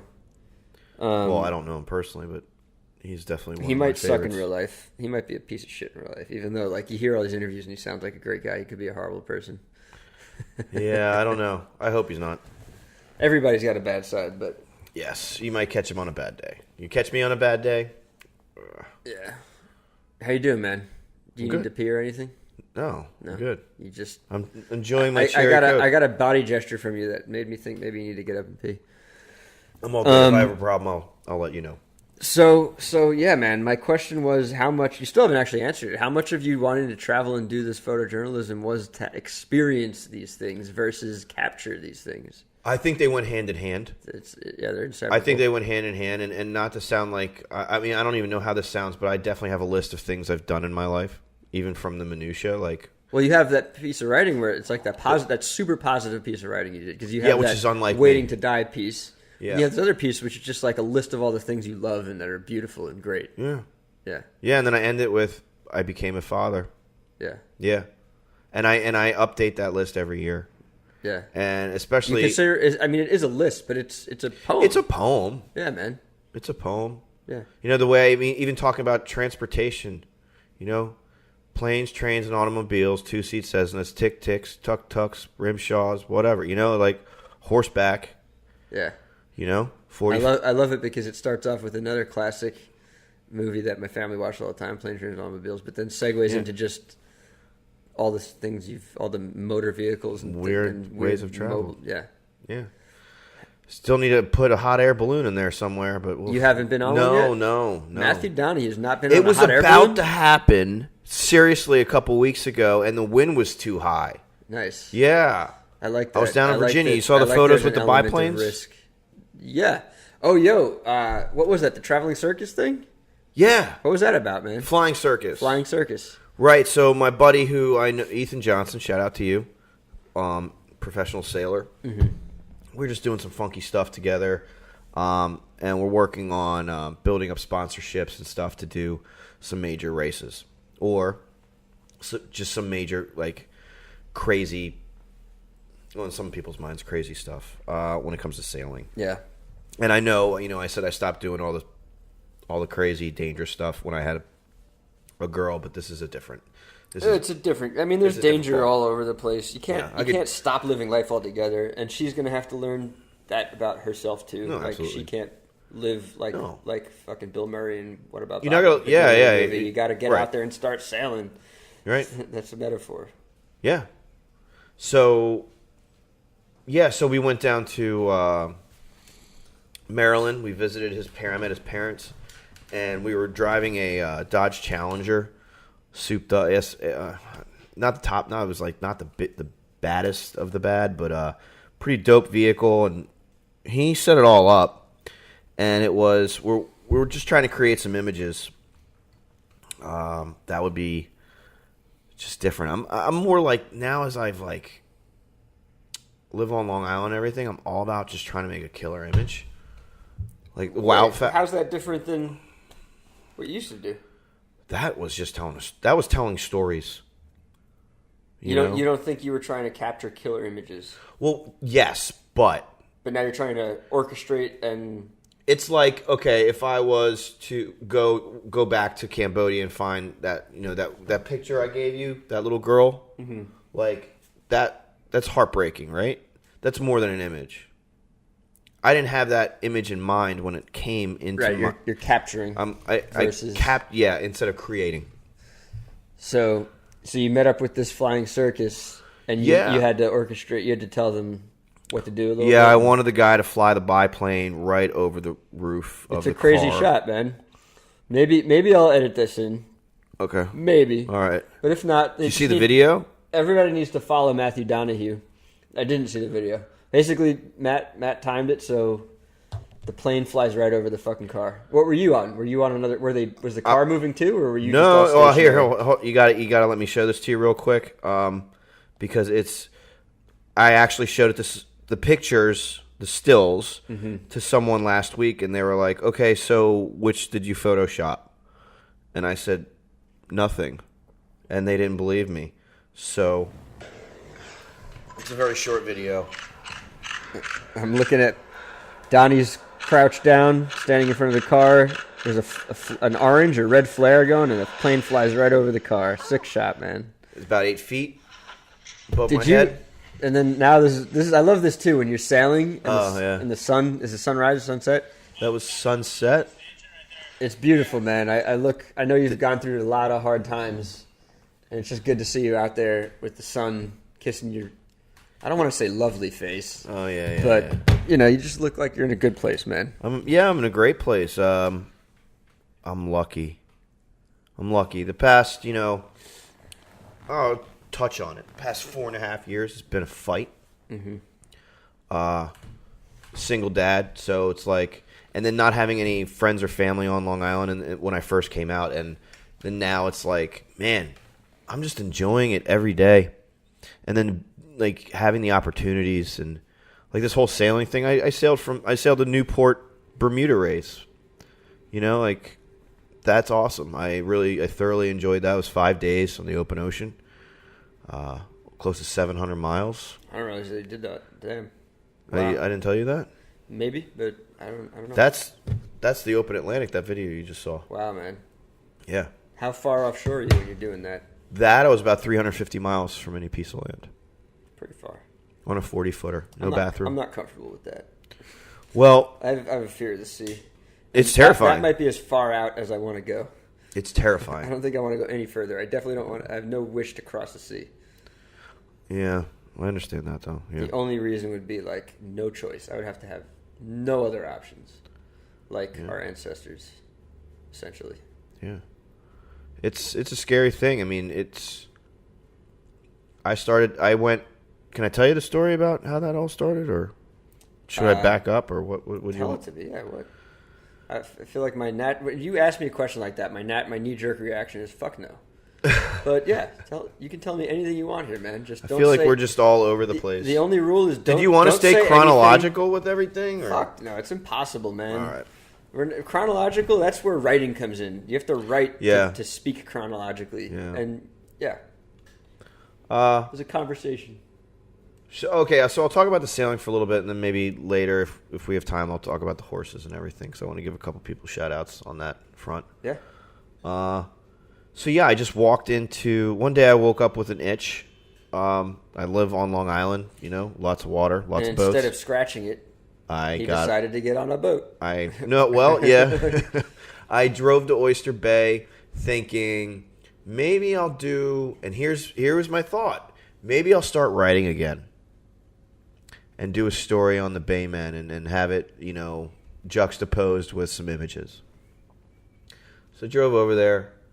No research, nothing. It's just, sometimes I just get in the car and drive and I introduce myself to people. I like to talk to people. And that's cool about what we can do. I like having that freedom, that excuse, that reason to be. Just wander around and talk to people. It's awesome. Yeah. I'm pretty shy, but I do it. I go out there alone sometimes, and I do it from no reason sometimes. You're not shy. I am. I've had to overcome extreme shyness and insecurity and stuff in my time. And you have to. To this day, my default is like, I don't want to talk to those strangers. No. Yeah. But it's great when you cross that threshold. What happens? You never know what's going to happen. Most of the time, everybody wants to ramble, man. Yeah. People love talking about themselves, their family, whatever. Yeah. Whatever. Yeah. My father always said that. Ask people questions and listen. Yeah. It's easy. It's actually really easy. Yeah. Everyone wants to talk about themselves. The hard part is actually, though, like finding people in the right circumstances, because there are moments where people just can't talk, and like especially in high-paced, stressful environments. You ask a question, they might not, they're either not going to hear, or they're going to fucking be angry. They're just going to hate you even for thinking. Dude, that happens out on the ocean. Yeah. On the boat. Yeah, when there's times to ask and talk, and there's times to shut the fuck up and not. Or some people just want that moment alone. Because you're on a 40-foot boat and you can't go anywhere. We need that. We need to be alone sometimes. Yeah. And that's the thing, like especially like living in the city. You're on the subway and people fall into that bubble with their phone and their earphones and everything. But I'm not going to judge everyone on that, or because I've done it. Yeah. But it's like, you just want to be alone, and then just be comfortable being alone, surrounded by thousands. I think that's an interesting concept. Like. Yeah. So it's weird because I think of it's hard to keep a perspective on life, but I've had a lot of like sober, lonely moments in the last few years, especially with my hard times, and it's weird. That's like kind of it's the only time you can really step back and see it is when you're like super alone, and like you really you feel it. You feel like the weight of everything, and what it all is, and it's hard. It's very hard to put into words. I want to put in pictures, make movies and stuff. Yeah. But it's those lonely moments that really like life hits you and everything kind of makes sense. Not when you're with a bunch of people. Man, you're giving me some like visuals now. I'm just like thinking about that. Like I don't know, like being a photographer. Man, do you ever just like go hiking by yourself and just kind of not get lost, but like I'm not saying like go to like I'm pretty city locked, but yeah, sure, man. I do a lot of stuff alone. I feel like even though I'm not in the mountains or in a forest, I'm hiking around alone most of the time. Yeah. Yeah. I think there's beauty in that. Like even doing that mural, even though it's 2 blocks away from my apartment, I was hoofing my stuff out there. Yeah, check that out. The mural is I was doing awesome. it all alone. It's like What street is that on again? 49 Wyckoff Avenue. Yeah, please check it out. Keep going, buddy. I want to hear about it. Well, that's it. It's like I feel like when I'm going out and researching things, I'm on a lonely artist journey, man. Lonely human journey, just trying to figure out. Even if I'm not trying to figure things out, just going out there investigating and learning. And let's get back to what you were saying. So But I want to just say something real quick. It's like I think being an artist and being a creative is like you have to be cool with being alone in your head, and you have to, because that's where you spend most of your time. I can't think of any art forms where it's totally what do you call it? Communal. Like there are art forms that are more communal than others, but even like theater, film, bands, every art form, everybody says the same thing. You gotta go away. You gotta go find a space alone. Like even bands who write songs together, they all split apart and write separately, and then they come back together. That's universal. I've never met any artist who doesn't have that experience. On that note, that's why I would love to talk with John Lindenberry? Yeah. Our solo dolo one-man band friend. Unbelievable. He was on here, man. He's going to have an episode. Awesome. Yeah. I got him playing some songs. Yeah, what'd you have him play? I forget. I suck with the name of songs, man. I can't remember the name of the songs. I think he only played one song and then bounced. I'm going to have him on again because I have requests. Not only an awesome person, incredibly talented. Yeah. Yeah. He was at the Mercury Theater last Friday. I couldn't make it either, man. I miss everybody. There's so many. I feel like nobody holds it against me, but I miss everybody all the time. I pretty much only go to shows if I'm getting paid to be there at this point because I'm broke and I don't like being out in public at places like that if I can't afford a drink.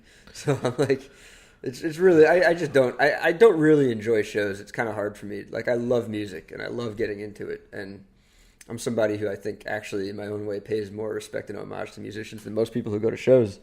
But whatever the fuck that means, that could be total bullshit. But I just don't like being at them. I feel awkward. I definitely don't want to spend any money these days. Subway at night. I hate traveling. I don't miss that travel about the city. sucks, man. Yeah, the subway situation sucks. Yeah. But yo, man, let's get back to you. All right, sorry. Your journey down to the marina or the docks to talk to these sailors. Yeah. You're going to do some writing. You thought you were going to start writing. I thought I was going to start writing again. Well, I guess that didn't happen. It's never too late, man. Why aren't you writing? I haven't put a lot of thought into it. I'm the kind of like, if I have an idea, like there was this one piece, just real quick. I know this is a tangent, but I'll come right back. You better. I will. Thank you again for having me. I wrote this one piece about Palestine, and it was a poem, and it was published in Kuwait, and I literally wrote that in my head. And Bizarre Magazine? Yeah, I couldn't find the words to write an essay or a story on it or anything, and I struggled for weeks, and then it hit me, and it came across as a poem. And I wrote it in my head, and I ran into my computer, and I typed it up, and it was done. So you have those moments, when you right? say you wrote it in your head, did you line for line? But you wrote it in your head? Did you? It's one of the only pieces I've ever. It streamed out of you. It streamed out of me in my head. No, I was outside, actually having a cigarette. This is like 10 years ago, 9 years ago, and it was line for line, and that's it, that never happens, ever. I'm not like, I don't write things in my head. But, so I haven't had anything that's been like, I need to write this down. You know? So to get back into the sailing thing, I was just super interested in taking photos of boats and being out on the water, but not like being out on the sea. Like, let's do some classic sailboats in the harbor. You know, you just buy a boat and you want to have some pictures taken. Yeah, I'll do that. I'd love to do that. Well, I walked into this training facility. I didn't do any research. Walked in, I introduced myself. Shout out to everybody at Oak Cliff Sailing, Oyster Bay, New York. Bunch of rock stars. Dawn Riley runs the joint. And not only did I start shooting with all of them, I became friends with them. And so this guy, Francis George, he runs their media and PR and stuff like that. He's a photographer and video guy as well. He came downstairs, and I said, do you have some time? And I didn't think he was going to give me any time. He did. I showed him a bunch of work, pretty much all horses. And I said, I'm not here to take your job or step on toes. I don't want to step on toes. I don't like to do that. That's not my goal in anything that I do. So then we started hanging out, and the first regatta he invited me to, Francis, was the U.S. Match Racing Championships. So there I am, like, we good? Yeah. Okay. Sorry. First thing, there I am out on Oyster Bay shooting match racing in the championships, and it was a blast. But, I definitely wasn't tested yet until they asked me to do Block Island, which is Stamford, Connecticut, around Block Island and back. And when we came around Block Island, and I did not have my sea legs on that race at all. I mean, I was like, that's where I was like, yeah, this is the hardest photography I've ever done. Out on the water. It's tremendously hard. And switching your whole... Should I talk craft at all? Like, yeah, man. Technical stuff? Hell yeah. All right, so I love being wide open with my f-stop / aperture. I love being down in 1.2. That's where I photograph. Yeah, a lot of my for those who don't know, equine... the smaller the f-stop, the wider the opening. Right. It's like your eye. It's like your pupil. Mm-hmm. Right. So when it's completely open, dilated, you're letting more light in. But when you have your camera, now your focal point is a lot shorter. So that's when you get blurs and bokeh or bokeh. People pronounce it differently. Whatever. Shooting that on the water is unbelievably almost a waste of time. I mean, when you're out, like... What, shooting shallow depth of field? Or... Shallow depth of the field is... Unless you're doing, like, portrait type of stuff of a sailboat moving it, like, pretty slow, like, say, like, 5 knots. But when you're on, like, a rib and you're trying to do some foiling, when they're coming out of the water, and now they're going, like, 25 knots... and you're at 1.2, that's just... How fast is 25 knots in miles per hour? Let's just call it even, but it's not quite even. It's close it's to 25 miles per hour? It's close. I don't know the exact math, but let's just say 25 miles per hour. Mm-hmm. And you're hitting the waves, and now the camera's hitting your face, and you're trying to pinpoint your focal point. Yeah, it's not just that your subject is all over the place. Like you're all over the place. Yeah. And the camera's hitting your face. Mm-hmm. Yeah. So I had to completely adjust the way I shoot. Now when you're on a race boat, why would you even have an 85 millimeter? Why would you even have a 50 millimeter out? I think that's just stupid. What do you use? Oh, I got an 11 to 24. So you're just really wide. Super wide. So now I can get in anyone's face. Oh, and the thing is, now I don't even have to have the camera up to my eye. I can just judge everything from how my angle is on my wrist. Can you do autofocus, or is it there's such a wide depth of field that you don't have to worry about that? I don't have to worry about it. Mm-hmm. And now my f-stop, now I'm up in the 7s, 8s, maybe 11. Again, depending upon the light, but shooting on the water, that's a whole nother animal. It's hard. And I know I already asked you this. You have to cover your camera too, right? Yeah. Because splashing. Uh-huh. You get really wet out there. Yeah, you can. You can get totally drenched. Absolutely. So And cold. What do you have? Like that solid underwater casement, or just a No. plastic wrap? What is I have it? almost like a sleeve. You bought like it's custom made for it. Yeah, but it's got like a pull drawstring type of thing. And then what I'll do is I'll have my Pelican case. For some of the races, I would clamp it in on deck at the stern. So if things got crazy, I'd just pop it open, drop in. So I don't have to damage my equipment. But then you have GoPros and you have all this other stuff. But You're using GoPros too yeah, sometimes for stills. you can. Yeah, I But have mean, some is stuff it- on. I know, but that's what you're doing. You're Yeah, shooting yeah, stills yeah. with the GoPro. Yeah. And then some time-lapse video and stuff like that. Mm-hmm. I don't bring my drone out. I'm not confident enough. I think it's crazy. But I wouldn't fucking mess with. yeah, Francis George does, and he's a surgeon with it. So Well, you gotta. It's not just about being good. It's about having a certain amount of income. I feel like where you could feel willing to dispose of that, or at least have it insured Right. properly or something. But you insure all your gear. yes, yeah. Does your insurance cover it if you took your drone out on a No, moving I don't boat think- and I it don't- dropped in the ocean? I don't think so. And you're not down to commit the insurance fraud. No, You're a good man that way. no way. I'm gonna Yo, get in trouble Kobe, for something did you hear? stupid. Did you hear our good friend Kobe, Kobina George before? Yeah. You hear he got all his shit stolen, man? Yep. Everything. And I was talking about renter's insurance, but that shit doesn't count, man. That doesn't cover if your car gets broken I need into. to give him a call. Yeah, man. me Another too. big shout out Me to too. another friend. Yeah, Man, how do you sit back sometimes and it's such an honor. I was giving this lecture down in Miami a couple years ago on my work and my life, and I just stood up there and I said, "You guys all need to look around the room and just be honored." I mean, you have no idea what people are going to create in their lifetime, and keep everybody close. And that's talking about you, Ian. Oh, shucks. How many years later are we sitting here talking about 18. 18? 17. We met, sophomore or junior year. So it's like 17 or 16 years. Yeah. Wow, though. Yeah. I think it's awesome. I go down a list of people. We've already named quite a few people that are pretty awesome.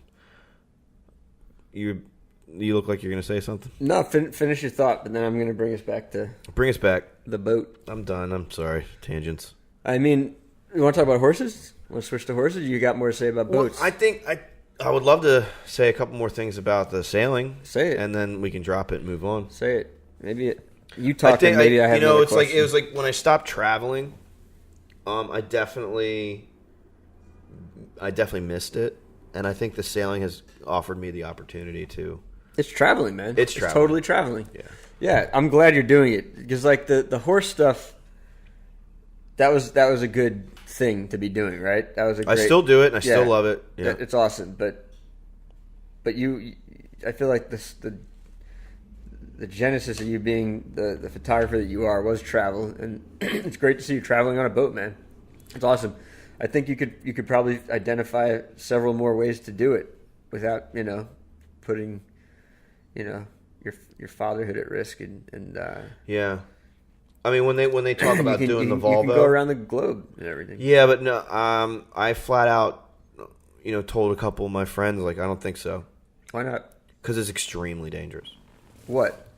Doing the Volvo around. I'm not around saying the world. sail. Oh, No, fuck no. Don't do that. I'm not telling you to do that. okay. I just mean other subjects. Find other subjects. Yeah, I that want you to can go photograph and I take. want to go to around the world. Greenland. Yeah, You mean subjects as in a to place? photograph things to photograph. Right. I'm talking about doing a music video, maybe in the Netherlands or something. That'd be cool. Maybe you can come with us. There's I'd love to. this musician. She found. I think it's $150 tickets round trip. I'm It's in. expensive there, I know. but Yeah. we'll see. I'll let you know. I want to go to Iceland. Greenland. We're talking about that too. Maybe we'll just do that. I don't know. Gonna work on sponsorships. Mm-hmm. Right? Tell me about it, man. I have a problem. I'm super anti-corporate. I have a problem with fucking capitalism and corporations. But Dude, I'm not talking about selling your soul to put a swoosh. I'm not on either. something. I'm not either. I just have a problem, man. It is a problem. I'm stupid about it. But I'm also down. I'm open. I want money, and I want to be able to do what I want to do. And I think I'll we take need that we money. need a powwow. We need to sit down at another point in time and like come up with some ideas. Is it racist to say I want a powwow? Jeez, Now, everything's racist in this nowadays. age where we have to be really careful what we say. Excuse me. I'm sorry. Let me rephrase that. Let's have a meeting. Put it on Google Calendars. All right. Yes. If you want a powwow, you got to get a Native American to say that. Say that it's okay. Yeah. All right. But yeah, no, the sailing thing is wonderful. I've met some really great people. And it's very humbling too, because I feel like child's play with what I know compared to these people. Can you move your phone away? It's kind of creating a little feedback. Oh yeah, sorry. Yeah, so I might do a transatlantic. That's definitely like it's been spoken about. Yes. But the Newport Bermuda race was tremendous. There's definitely like some moments where you're like, well, why am I doing this? Just boring moments where Yeah. not even the scary moments. Like Yeah, boring. yeah. Cold. I don't like being on boats most of the time, man. It's not for me. Well, when you know that It's you're not just fear, it's just total it's boredom. boredom. I've never liked fishing. No, I'm not no. I've realized like I can be with my best friends from childhood who love fishing. Yeah. Because I'll fucking draw them or photograph them or something. That's how I'm going to be with them That's doing that. interesting. Yeah. But yeah, to do it, I'm like, No, I hear you on that. But let me tell you this short story, because if you experience this, you would get a kick out of it. At night, the Milky Way comes up, and there's Saturn, Jupiter, Mars, Venus, and it looks like sugar thrown across the sky. yeah. And I've been in the desert before, in Jordan, and you see stars that it's just brilliant. Yeah. That was just something that you can't even photograph. Mm-hmm. That's where that's maybe something I need to write about. Or it's like that's a story that I want to tell my daughter. Is like The things you can't show her. the things you With your can't pictures. that are just completely. I mean, you can get different lenses and better cameras and kind of capture on it, a but boat. No, but what I'm going to say is even like a 360 camera doesn't really do it. No. It's like, yeah, nothing compares to being in these epic places Yes. like epic caverns or epic like Utah or Colorado. No, that's that's Massive valleys. It's just the size that like you don't even like you have you know that the mountains are big. You know that it's a big country, but you don't really know until you're looking across and it's like this shit goes on forever. It seems like infinity. Yeah, you just can't photograph that. Mm-hmm. Can't. Yeah. I think a lot of people should know that or have experienced that. So here's the deal, right? Like the thing about photography and video and capturing it is you have your essentially two options with lenses, even though there's a wide range of lenses. You got long and you got wide. Wide captures a big, it could be fisheye even is the widest. You're capturing a lot. Or a 360 capturing everything around. Yeah. Or you got long and you're capturing these like pinhole views, like sort of like zoomed in views of things, like through a telescope. So the telescope view, you can look across on the horizon, you can see deep into the distance, right? But when you go wide, you lose that, right? And when you go telescope, you also lose the wide. So you can never capture what you can experience just looking around and seeing it all at the same time. No, absolutely. With a video camera. It's actually impossible. That's the impossible factor. I love it. Yeah. Thank you. Because the human eye is fucking phenomenal. It literally has a telephoto aspect to it. As obviously it's a wide angle lens though. Yeah. It's incredible. Yeah. Yeah. And then we can turn around. And, I've had these conversations with people before, and thank you for explaining that. You did it so much better than. It's hard to explain. I don't even know if I did well, but it's. But now it's like when you're out experiencing something, and I've never seen the Grand Canyon, but I can only imagine. Mm-hmm. Now let's talk about just the temperature and the barometric pressure, and even the small things that are very important. Mm-hmm. I mean, even in photography, though, temperature and barometric pressure plays a part. And you ever walk out and your lens fogs up, and it's just those things that are definitely taken into account, especially in the desert. Yeah. Yeah. Are you? You're pretty careful with your gear. Have you had any cameras break over the years while you're doing what you do? Yeah, my 360 camera broke for sure. Yeah. Yeah. I've dropped some things here and there. Being dumb though, like putting something in my pocket and leaning over and something falls out. Yeah. Nothing major. Oh, actually, hold on a second. Let me back up. Last year, the Kentucky Derby. Yeah. What happened? It rained all day, and water got into, and it was just there was so much water in the air, and I had my camera covered, and it's just still like Even with that covering? I had it. It didn't have it covered the whole day. And water just got into it, and there went my 5D Mark III. You never got a new one? Dude, they were crossing the finish line, and it stopped working. Damn. Right when they were crossing the finish line? Right when they were... You didn't get it? Justify crossed. I think I got him. I have to go back and see some of the pictures. So you got the winner? I think I got the winner. But That's all anyone cares about anyway, right? No, my friend Junior Alvarado, shout out to him. You missed Junior? Yeah, he was riding Enticed. Yeah, we were sitting front row and didn't have anything above us, and you're not allowed to bring umbrellas in. Why? There are probably many reasons. Distracting the horses? Well, what if wind grabs an umbrella and it goes on the track? I don't know, but That's probably it, man. Probably it. That sounds right. I'll take it. I'll take it. That's not. The that Short, bad Bold, of and Angry podcast, arts and entertainment. I don't care if we get equestrian facts wrong. Sorry. Well, I have some friends that might listen to this, and I don't want to sound like a moron. I don't either, man. If anybody knows, leave a comment. Yeah, Juan Vasquez. Yeah. Leave a comment. Please. Big shout out to him. Yeah. Good friend, dear friend. Yeah. Helpful, very helpful, and now he was just very helpful in the beginning, and then we became friends, and he's big in the horse world. He's a farrier, a polo guy. His brother Jorge, shout out to you, buddy. His brother and his other brother Christian, polo guy, and then Angel, he's a jockey. So I love hanging out with these guys. Yeah, it's a lot of fun. Good dudes. Good dudes. Yeah. But yeah, no, the camera broke. Oh man, that was devastating. But I still had my T50, my old, junk. Yeah. Film camera, and I had my 120 Diana. Remember that piece of junk? You called it Diana? It's called a Diana F Plus. I don't know it's a piece if I of ever plastic. knew what it was. Those are the pictures, the ones I gave you. Oh yeah, okay. That's all with that. Oh wait, I do know what that is. I have one. You have one? Yeah, I have one. It's orange. Oh okay. Yeah. Yeah, it's just a piece of plastic. Yeah. The shots out of that thing are pretty cool though. Yeah, I've never used it. I You got it in a Secret Santa thing, and I've just been like, every time I'm at B&H, I just don't do the research ahead of time in terms of what film I need. 120. Yeah. Just buy some online. Yeah, I could just go. Don't even give a crap. Like and that's what's so wonderful about it is, care when you're shooting something, but it's like the rawness is so beautiful.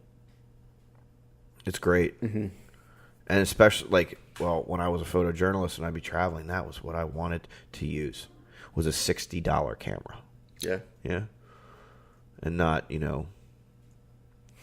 Mark III. But I got it fixed because I had to. Yeah. I was going to say. But now we're talking about getting the Sony A7S or AS7, whatever it's called. Yeah. I always get that wrong. I can never... my dyslexia comes in a tiny bit here where it's like, I don't even think I am dyslexic, but I can't remember if it's A7S or AS7. CQ5. Yeah, No, whatever. I do that all the time with my backup. I'm like, is this 70D? D70, man? Who cares? That's the workhorse camera, man. That's like the thing in the middle right now. I think it's the best camera to get. What is? The Sony A7S. Oh, yeah. And what it can do? Yeah. Yeah. Maybe that's next. I don't think the only thing that's going to get better is memory. Like, in terms of what it does, you don't need anything better. No, man. Like shooting in an unbelievable low light. Like if I had something that I could shoot on the water when the moon has set. I actually don't know how good it is at that. I know it's better. It's wicked good at low light. Dude, you're not even going to get anything. You're not going to get anything like with the 5D Mark III. No, I know you. ISO goes up to 25,600, right? Yeah. Now you come down to 1.2. You're still not getting anything. And you can't flash on a boat because everyone needs your eyes are like. Well, if you're trying to capture like the ocean anyway. No, but if whoever's at the helm, they need to see what the hell's going on, and if you flash somebody in the eye, you can't see for a good. Yeah. No, I get it. Yeah, it's dangerous. I'm just saying the flash isn't going to do anything anyway. You don't want it. It can't. Well, to capture people, I guess. yeah, to capture people. That's the goal. Yeah. When they're. You can't even set up like a strobe on the side. No. Not even on the side, because if it's hitting them from the side, it's not going to. No, I know, but it's still extremely like. Just frowned upon. Yeah, I mean, I asked and everything. I did, but yeah, you don't want to look. You're on this boat for days at a time. Yeah. And you don't know where everyone is mentally. Mm-hmm. You know where everyone is when it comes to exhaustion. Everybody's in different. No, it's fascinating, man. People are always in different places. Nobody's ever on the same And no one's page. going, hey, you know what? No one talked to me for 2 hours. Yeah. No. It's a funny idea, though, right? Like, yeah. just... Hey, guys, I'm doing some introspective time. Listen, it's me time. It's me Leave time. the fuck alone. Yeah. I'm meditating. Whatever. Some people give you a heads up. I'm having me time. But then Some people do communicate that every now and then. But for the most part, it's true. When you need to be alone, you don't communicate it. Yeah. You just get ornery and cranky and fucking don't even want to look at you right now. Or sometimes you don't even realize you're doing it because our skipper, Sean O'Halloran, shout outs to you, he actually said to me, maybe I'll quote, I don't mean to quote him wrong, but I was being quiet or something. He's like, "Oh, you artists, you get quiet and all introspective. What's going on in your head?" I'm like, nothing's going on here right now. I'm looking at water. I'm not like, yeah. Yeah, reality strips away when you're out in the ocean, and thoughts sometimes you just thoughts go away. I mean, it's like when you're driving sometimes. What's the skipper? Yeah, totally. What's the skipper? Captain. Same thing. Yeah. Skipper is a captain. Yeah. All right. Yeah. I love it, man. But are there any subjects you're looking to explore, like drive out to and investigate cold with no? Well, I think no research. If I had the time right now, I know this sounds pathetic, but even my friend texted me the other night. You see what's going on in California with the fires and everything. I'd love to cover firefighters when it comes to doing stuff like that. My good friend down in Delaware, he's chief of the Hockessin Fire Department, Quinn Ciani. Mm-hmm. I've been wanting to do stuff with him, but it's like I got to go through all the training and all that stuff, which I don't really have time to do right now. But yeah, I would like to get back. Can you train on Long Island to work and do that in other states? Or is every state different? I don't think so. Yeah, that's like hypothetically, like okay, you train in Delaware and now you're working in Manhattan. No, I get how it. Yeah, no way. Why that wouldn't work, but I would like to get back into some photojournalistic stuff that's like telling interesting stories that don't have to be war related or crazy at all. There's a ton of stuff out there. There's a ton of stuff. It's even like that Bill Hicks joke, like drugs have done some good things for us. You never hear it on the news. It's yeah.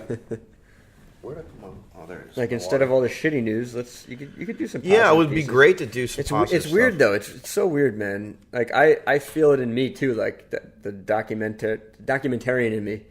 Like apart from shooting live bands and stuff. Yeah, what would you want to do? I mean, I don't want to be a documentarian, but I feel also the attraction to war. I feel like wherever the worst things are happening on Earth, there's like that we need to shine a light on it. It's like we need. The whole world needs to shine a light on it, but even that part of the world needs a light shown on it. So maybe people become more aware, and more positive people, or the ability to influence it positively, come in and change it.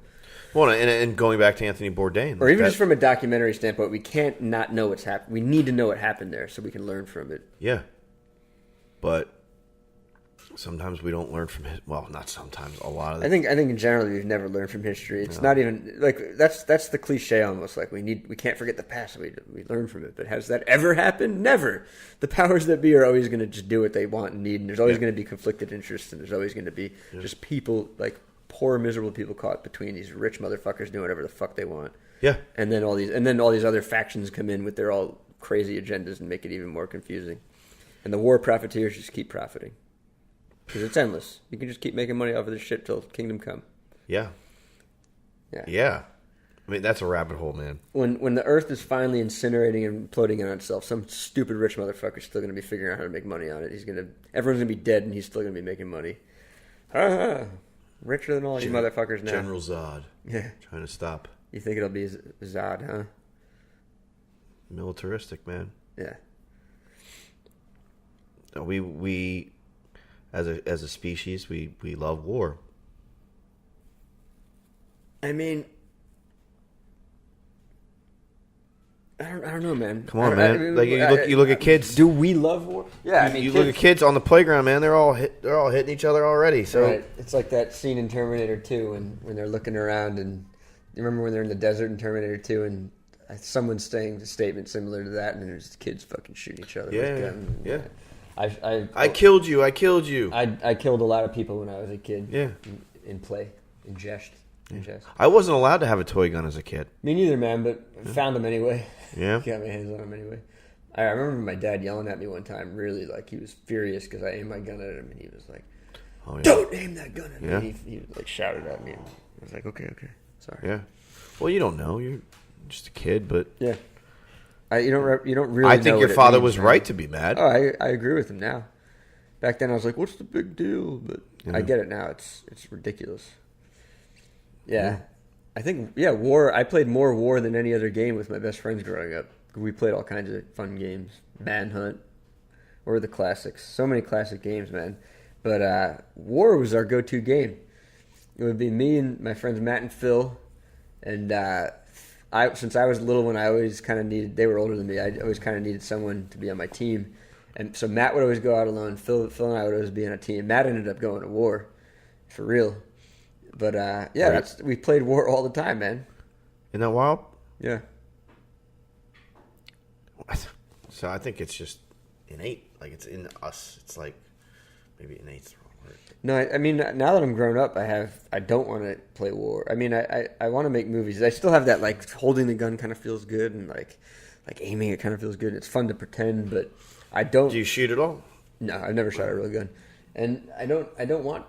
I want to shoot a real gun. I don't want to kill anyone. I don't want to kill anyone ever. I don't even want to kill animals. I don't even want to go hunting. But yeah, there is something about holding a gun. There's power to it, and I don't know. I don't know how innate it is. It's the innate. We do have to protect ourselves and our families, and it gets so much more complicated than just like the kid's desire to pick up a gun and play. Yeah. I don't even know how to talk about it, man. I don't even know. I've had so many thoughts on it over the years. I don't even know what I You want want to to say talk about it kids right now. playing war? I mean, that's even more complicated than gun control. What do you mean? Look at video games, man. Look at Video games. Everything is death and violence. Yeah. So there's an argument to be made, though, that video games, it's like dreaming, right? Like we have these crazy dreams, and it's our subconscious working out things so that we learn how to deal with it in reality. Yeah. And we're not so shattered when catastrophic things or scarring things happen, but also a way to work it out so we don't have to do it, so we don't have to make those mistakes. So in a way, there's an argument that video games are cathartic, and you got the Columbine jackasses, fucking horrible fuckers. But I'm not going to say music or. But how many people play video games? So many people. Not everyone's picking up guns and going out and killing everybody. It's not everybody, even though it's happening more and more. It's think about the number of people playing video games compared to the actual people shooting in schools and stuff. It's kind of low, even though it's the number's rising. So yeah, I mean, I don't agree with the argument that video games are creating a violent culture necessarily. I don't know if I agree with it, even though we have a very violent culture. We do. Yeah, it's kind of a very difficult topic to debate. Because I don't even know where I stand on that. You could take the stats and twist them in 100 different directions. I don't know where I stand on it. I could take back what I just said. Maybe video games are horrible. Maybe they're the worst thing. I don't know. I don't know. Yeah, I don't know either. Same thing with film, man. I want to make films. I'm going to put violence in it, and I question whether it's smart. I don't know if it's healthy. I think as I've gotten older, when it comes to film, not as a filmmaker, because I'm not a filmmaker. I'm just not.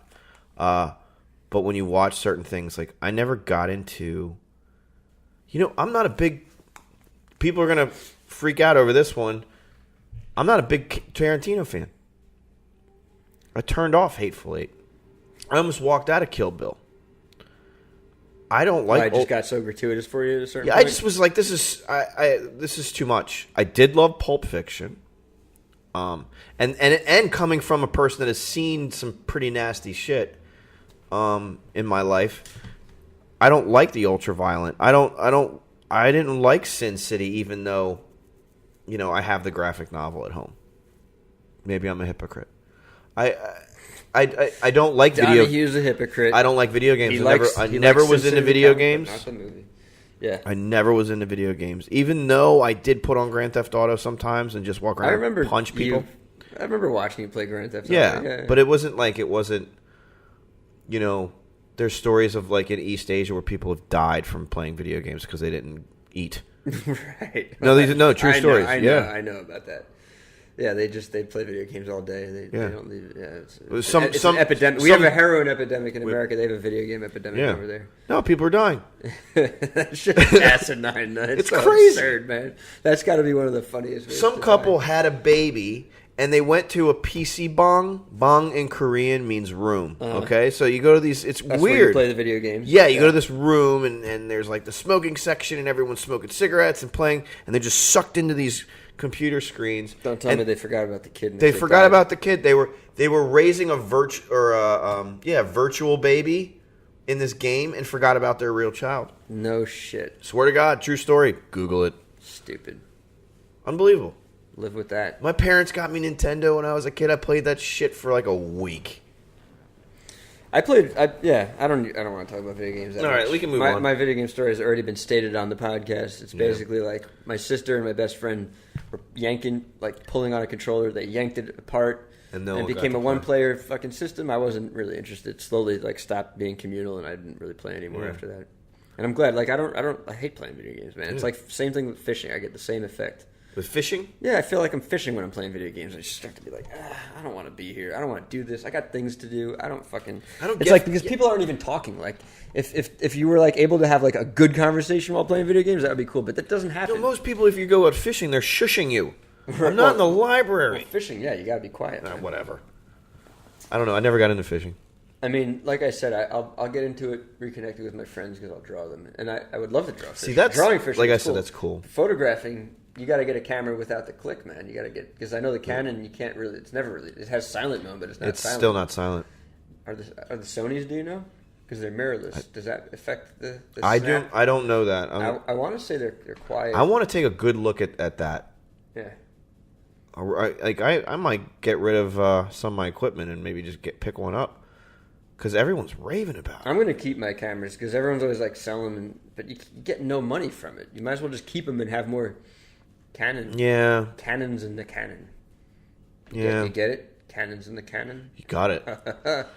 You're brilliant. I'm still not getting a laugh out of Donohue over here, man. I've laughed a couple times. Yeah, Come on. Yeah. Come on, man. We're going to have to splice some in there, Yeah, I'm going to put a laugh track later. And you should definitely put a laugh track on this. Someday I'm going to, everything's going to be better. I'm going to have mic stands that don't fall over, and I'm gonna know how my gear actually works. No one sees what's happening right now. We're in a beautiful room. But I'm also going to have a drum machine, and I'm going to have I'm going to have all kinds of stupid sound effects. And I can pull out my computer and put on GarageBand, and we can make some sound effects. That'd be pretty funny. Next time. Yo, we're about to hit 2 hours here, man. Are we? How you feeling? I'm good, man. We can keep going.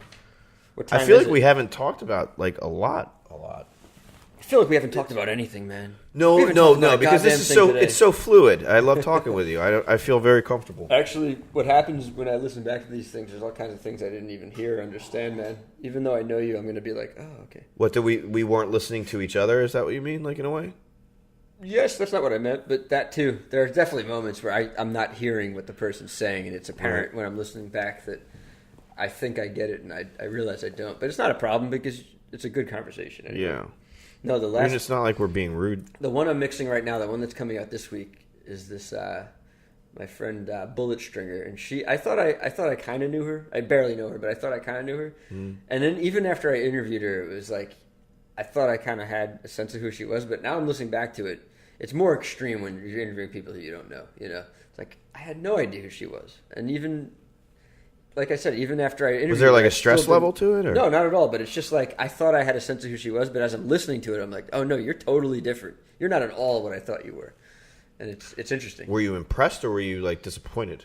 Or no, we shouldn't talk about that because I think I'm impressed. I mean, I could talk about it. It's literally like she's. I just assume people are like me, right? At least creative people. They want to put themselves out there 100%, and they kind of want, like, I want a certain level of like celebrity because it's a bargaining chip, you know. Right. I don't really want to be famous, but I want a certain level of fame so that I can walk into rooms and demand a certain amount of money and demand to work with certain people. Absolutely. And, like, I'll never get to the place I want to be if I don't have it. But she's not like that, you know, and that was one element where it was like, oh. She doesn't want to be she famous. She doesn't, not at all. And it's funny because, like, she's a journalist, and she's created a character where she goes out and does women on the street interviews, and she doesn't want to be famous at all. That's but interesting. She could end up with fame just as a result of what she's chosen to do. Yeah. Yeah. I never wanted to be famous. Do you not? Still don't? I mean, I even don't just wanna- from a selling perspective, if I do- like, you're I trying do. to sell your photographs or you're trying to sell I yourself do. and your art, then you need a following, you know. And like famous is a new. It's not what it used to be. You don't need to be famous on like a fucking Brad Pitt level. You just like a following past a certain number of people is a number that you can monetize. Yeah. And if you don't have it, then you're a hobbyist, you know. I was down in Maryland. My buddy and I went to their Oyster Fest down there. Mm-hmm. I went into a tent. Guy had his photography up. I introduced myself. He knew who I was. Cool, man. It was wild. But the hobbyist thing is frustrating. It's the IRS considers you a hobbyist if you're not making a certain amount of money selling your work, right? Mm. So, but we're not hobbyists. We make money because we do a service. Yeah. If you start selling your work, then you're selling a product. But we're similar right now in our careers because we're mostly making money off of our service, which is I never looked at it that way, but yeah, all right. I mean, technically, maybe you're different. I don't know. It's weird because I am giving them a video. You are giving them photographs, so it's weird. I don't know. It's a hybrid thing, but I would say that the majority of my money is coming from the service, which is you hire me to do a job. I show up. I just get paid for hours or time. Yeah, it's a service. All right. It's a hybrid, man. It's a hybrid. But in the future, if you play your cards right and you plan properly, you could be selling more photographs, just your art. And I think that's an end goal for me. You know what? I need to share this book I have with you. What do you mean? Right on that note, you hit the nail on the head with that one. It's actually called Selling Your Fine Art to Interior Designers. Word, yeah. Hotels are no joke, man. Hotels, interior designers. There's so many ways to make money. It's crazy, man. There's so many ways to make money as an artist. It's just hard. It's hard to get there. Yeah. It's hard to identify where to find the people to get the money from. And so if any of you want to be artists out there, it's flipping hard. Yeah. But yeah. I was talking to the audience there. Do you want to? Usually, I end on advice. Do you want to give some advice to young creative people right now? People who haven't started their careers, people who haven't really put themselves out there yet or done anything. Don't believe some of your professors saying that you are going to get into the exact career that you thought you were going to get into. I remember that from college. What? I'm confused by that statement. What does that mean? Okay, so as a designer, which I don't consider myself anymore, you always wanted to do these creative, funky projects, and that's not reality. So when I got out into the real world, I made an okay amount of money for my age, and I was miserable, doing gun catalogs, like, no pun intended, shoot me. It's awful. My advice is don't give up. If you find it like in your heart of hearts, like that this is what you want to do in your life, then do it. My life has not been, my trajectory has not been a straight line. Not even close. So I'm still in the fight, but I'm not giving up. And I would say don't even discount the fact that you are a designer. It could come in handy still in the future. It does come in handy? Yeah, you still do some design work. And you just don't want to call yourself a designer because you don't want to get put back in design jobs and roles. I just got put into one a couple weeks ago, and it turned into a small shit show. And I was like, it just made me like stressed out and angst over like a small amount of money that I don't want to put myself through that anymore. It's interesting, man. I have the same thing with storyboards. Like I shouldn't do them. I should turn them down. But I have I take every job that comes my way because I'm. Do you get this? But Do you get this? Like you'll do something and then you send it to a client, and then they want, and then you're sitting around waiting, right? And then they come back with like one small change, and then you fix it, you send it back, then you're waiting around again, and then they have another change. Like I don't think I should be. We should be sitting around for like weeks at a time. At the beginning of every job, you can't control the time factor because if they need to take time, they need to take time. But I say right up front, like this is how much it costs, and part of that is 2 rounds of revisions. First round you can make pretty big changes. Second round we're talking about like tightening it up and we're done. And anything else costs more. I'm pretty strict with that. That's like sometimes I send them a contract that says it. Sometimes I just say it in an email. But that's a problem some of my art friends have, and it's very simple. You just got to be upfront about it at the very beginning. You got to be upfront about everything at the beginning. Contracts help. A lot of people. I have this. A lot of like rappers. Contracts. That is really good advice, actually. I understand white people have been taking advantage of people throughout the centuries, but honestly, what it comes down to is clients take advantage of the people they're hiring. So you gotta look out for yourself. Yeah, I got an email, call, text message last night. Last night, from this client. I'm not gonna say any names. Nothing. I did a shoot with her, and she wanted more. I was like, you got to pay me more. And she was like, well, why? I'm like, because she wanted all the backdrops, removed and everything. I did all that. I did it. I put in massive time. And then she calls me. And here, this is advice, people. Like, don't put up with this stuff. This is because it'll make you like really angry and at yourself. It ruins days and your financial situation. Take it out on loved ones. Yeah. Oh yeah. So then now she calls me a couple months ago, and she wants me to do a shoot with her, but she doesn't have the money. Like, no money. I'll pay you later. Like the first job was a favor to you almost, right? Like you should be grateful and come back and do. Yeah, well, she would all these promises. Oh, I'm going to bring you so many clients, and this and this and this and this. Nothing happened. Yeah, there's only one person in my life who I take that from. Everyone else can go fuck off if they tell me they're going to bring me clients. Yeah. That doesn't happen. No. And, I'm at the point in my career, we're both at the points in our careers that, like, we don't need that crap. No. I'm not sitting around waiting for these supposed clients that are going to show up. And then all that work I did a while back, she sends me a message yesterday. I need the link to all that work again. Yeah, that's so annoying. Man. Well, guess what? I erased everything off of my Dropbox because that job is done and I don't care. I'm pretty upfront with everybody, too. Like, here's the links. This stuff is going to be deleted after 2 weeks. Make sure you back it up on 2 hard drives. Exactly. Nobody ever listens. It's a fact of life, man. People aren't good at backing up their stuff, and I educate every client on my hard drive thing. Yeah. And the money is the first barrier. They're like, oh, I have to spend $200 on 2 hard drives. Yo, $200 on 2 1 terabyte drives. That's crazy. Like that. That's a very new thing. Like, that used to cost a ton of money. That's actually a crazy deal. And it's going to last you a long time because you don't have nearly as much as I do. Like, I have crazy amounts of hard drives, but nobody ever fucking buys the hard drives. And, everybody's always out of space on their fucking Google Drive, and it's so fucking frustrating. I hate it. I get so annoyed when, like, a year...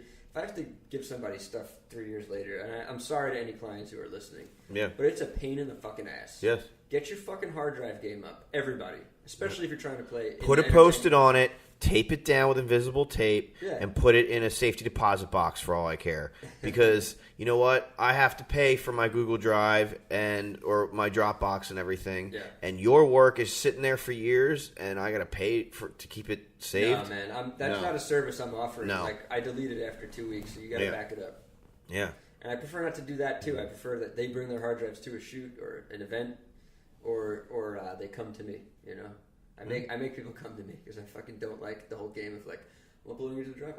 It's not a service I'm offering. No, I have a friend who I actually did his wedding in September, and his name is Yale. Shout out, congratulations, Yale and Kim.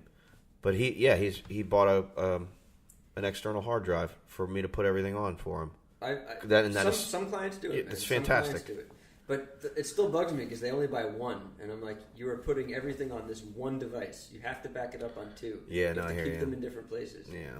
I don't follow that last bit. All my hard drives are in the same fucking place. Well, my major important jobs, and no, actually, when it comes down to it, a lot of I do every year I buy a new external just for my side work and fun stuff, and every year I call them the greatest hits, and I have stuff backed up 10 over. There's a mystery there. There's the Xerox effect, like how many copy of a copy of a copy, how long until it finally turns to shit, but I think it's all right now. Yeah. And more important than anything is that hard drives. You've had hard drives that have gone. Oh yeah. Years. They die. They don't come back. All my work from college. Yeah. It's gone. I mean, and that was in disappointing theory, 10 years to ago. Recover it, but it's expensive unless you know somebody. Yeah, I'm not recovering that crap. What was I going to say? Oh, my ex, we had her friend, our mutual friend. Her parents lived out on the West Coast during one of the fires last year. Not just fires happening right now. There's fires every year. It's crazy. Yeah. But their house burned down, and her dad saved his hard drives. I was like, that's my man. If my house was burning down, I had to really save everything. Luna comes first, obviously, but like my hard drives, I'm just gonna fucking get a big bag, hard drives in, run out the door. Yeah, smart. It's crazy. Could you imagine losing everything? Because I don't know what people's priorities are in a fire. It's like I know what I'm doing in a fire. People don't think that way usually, and no, yeah, I know what I know what I'm doing. Yeah, with what I'm going after. Because I'm gonna lose my art. My art's going up, but. If I'm up to date, it's all on my hard drives, and I'm good. That's where the cloud comes in handy too. But I can't afford to have like endless amounts of storage. I'm full on. I have like so many separate accounts. They're all full. Dropbox, Google Drive, all my different emails. Yeah. And clients, I have to re-explain it to all new clients every time. Like, yo, if you're not paying, if it's not a big client paying a lot of money, like you are not getting the royal treatment with my fucking cloud. I'm sorry. Yeah. Make life easy for me because I'm the one doing you a favor. They don't get it, man. And now I have to go through, hypothetically, now I have to go through and figure out where all that stuff is, even though I'm very organized. No, it's a problem. There's no way to be super organized. I mean, you can have spreadsheets, you can write the file names on the hard drive. But still, it takes time. You still have to look through all of it. It's such a pain in the ass. Yeah. So now I got to spend an hour, 2 hours looking for exact this and this and this file. Yeah. And then now I got to go back and check the contract on We're talking years. Years have gone by, right? Like, yeah. With certain things. Yeah. But now it's like I don't know what we agreed on. So now I'm all of a sudden giving you free stuff, like, and wasting my time. I don't know, man. That's why they say charge. Oh, you always got to charge a little more than what you want, man, and not feel too bad about it. Because this is that's the hidden cost, man. That's one of the hidden costs. Well, my hidden cost is I know what I'm doing. And not to sound like a jerk when I say that, but it's like you can hire somebody. That's not a hidden cost. That's the Picasso effect. You're not paying me for the piece. You're paying me for the years of knowledge, right? Yeah. That's what I'm saying. That's not a hidden cost. The hidden costs are the things that come around to bite you in the ass, man. Well, that you didn't know are gonna bite you in the ass. I just think you're paying me for my knowledge and my expertise. You know what I mean? Like it's funny. It's like when I get these other jobs. What you want to close it down? No, I was gonna say Picasso is a Spanglish for Picasso and a fiasco. Yeah. That's what I always feel like. I'm somewhere between an artist and a disaster. I was on a job with a dude named Jerry who would say Picasso all the time. He'd be like, "Look at this guy. He's making a Picasso over here." I've never heard that before. I like it. He had a lot of great Spanglish, man. Yeah. Yeah, no, but you're right though. I was definitely referring to that. Mm-hmm. Yeah. Yo, man, what's some of your favorite stuff? Favorite movies? Favorite music? Oh, wow. Okay, ready? Favorite movie? I can say that immediately. Interstellar. That became your favorite, huh? Yeah. We've talked a lot about it on the phone lately. Number 2, A Ghost Story. Yeah. I saw that, man. What'd you think? Your recommendation. I loved it. Really depressing, but I'm down with that. Yeah, I'm down with that. It's beautiful. Yeah, it's beautiful. I feel like you could pause. I don't know if I said this to you, but you can pause it at any frame, and it's still pretty. I love how it's so unsettling, man. And it's like they just took the cliche ghost sheet and threw it over him. I know. It works so well. Yeah. Yeah. And for those listening, A Ghost Story is not a horror film. It is, but it's not like in a scary. It's not a jump it's not a scary horror film. no. It's just like it's about a ghost. Casey Affleck. It's is horrific. dead, and it's so scary. Yeah, it's so unsettling. It's unsettling. Yeah, it sits with you, and it just makes you think about what life as a ghost would be like, and Yeah. not in an Enter the Void way. Have you seen Enter the Void? No. That's another ghost film. That one's super unsettling. That one's a like. Is this something I should sit down and watch? Yeah, it's a film that disturbs a lot of people. Some people shouldn't watch it if they're too sensitive, but yeah, Ghost Story isn't like disturbing on that level. It's disturbing in a different way. It's just humans, we live a short period of time. Yeah. Our lives are short and sad, and then if we were to be alive after that and hold on to things, that would be even more sad. That's my worst nightmare. Yeah, if haunting is a possibility. Yes. Yeah, I'm afraid I would be a haunter. Yeah, I think I would be like Casey, man. I would just be like a voyeur for eternity. That's scary. Yeah, not just, well, he's not just. Well, you're a voyeur for eternity, but he's just like he can't let go of that house, right? He just doesn't want to leave. Yeah, yeah, that's scary. But no, Interstellar is definitely number one. What's the third one, man, or fourth one? Not that I can sit down and watch this movie a lot. And I haven't seen it in years. Fight Club is up there, not for its violence, but for its going against conformity. And yeah, it changed a generation, man. It's such an influential thing. Very influential. It influenced culture, not just like cinema. It's like we can go on for hours with those three movies. What Talking. about the Thin Red Line, man? Oh my God! Yeah, thank you. Yes. I showed you that one. Yeah. I take credit for that one. Oh my God. Yeah. Mind blowing. I feel like when I showed you that was right around the time you were becoming a photographer, and it must have inspired you the way it inspired me to like take a camera into my hands. Terrence Malick. Mm-hmm. I mean, inspiration when it comes to writing as well. I think that if you read some of my stuff, you'll definitely see Hunter S. Thompson, and you'll see Terrence Malick that deeply in my stuff. It's so wild because Terrence Malick is a filmmaker, but he's a poet. He's a poet. High level poet to me. Yeah. It always bothers me when poet friends can't watch a Terrence Malick film, and I feel like I'm judging them hardcore. I'm like, you ain't a poet, kid. You don't know poetry. I think if you're a filmmaker and you can't just watch a Terrence Malick film and take something from it, then there's a problem. That makes more sense to me, just because the nature of film being so tied to entertainment. But when a poet can't appreciate it, that doesn't make any sense. So I never would have thought about it like that. But yeah, poets don't. A lot of poets I know don't even fucking watch movies. So they have like an automatic. It's kind of like they're a person who just doesn't have it's not just an appreciation. They don't have an ability to see it or experience it or feel it. You know, like I could get why they don't like superhero films. That would make a lot of sense to me. Yeah. But yeah. Interesting. That's really interesting, actually. Yeah, artists too. Like I've shown the Third Line. I show the Third Line to anybody who I love, right? And yeah. When people don't love it, I hate to say it, I'm judging you hard, brothers and sisters and people. Yeah. Of all kinds. Isn't that devastating though when you think someone's going to get something and then it falls flat? Yeah, I mean we want. Not to say that we're better or like it's not like a. We want a form of validation. It's like if you don't like it, I feel invalidated. Yeah, it's like, super weird. It's yeah. Like it's like if you don't like it, then what's wrong with me in a way? You know? I want you to tell me I'm right by appreciating what I show you.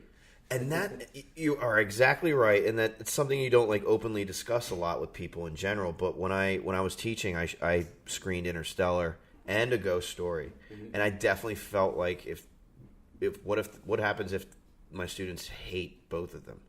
I'm gonna feel like maybe I wasted their time, and maybe I'm somewhere else mentally, like, or thinking, or maybe it's because of my experiences that I'm viewing things and being, and I'm not a critic, but critiquing something, you can critique something hard because of certain life experiences, or because of maybe you didn't have a cup of coffee, or something, or your dog died, or something. One of the only valid critiques that I find, one of the only valid critiques of films that I love tend to be like when people of color are like, well, they're all fucking white, and and like even The Thin Red Line, I rewatch it now, and I'm like, this is an all-white cast. That's kind of fucking horrible. It's stupid. Oh, I never looked at it that way. Even Is the that thin line racist? falls victim to that fucking it's all white and like it's like white people were not the heroes in 90% of these scenarios, you know. Although the thin line isn't about heroism. No, The Thin I was Line's about to a say way more that. complicated film. Dude, But, it's about both. It's about the voices from both sides. The third line is about the war at the heart of nature. Bring it back to war. Yes. Bring it about the, And that's there's a duality to that. yeah.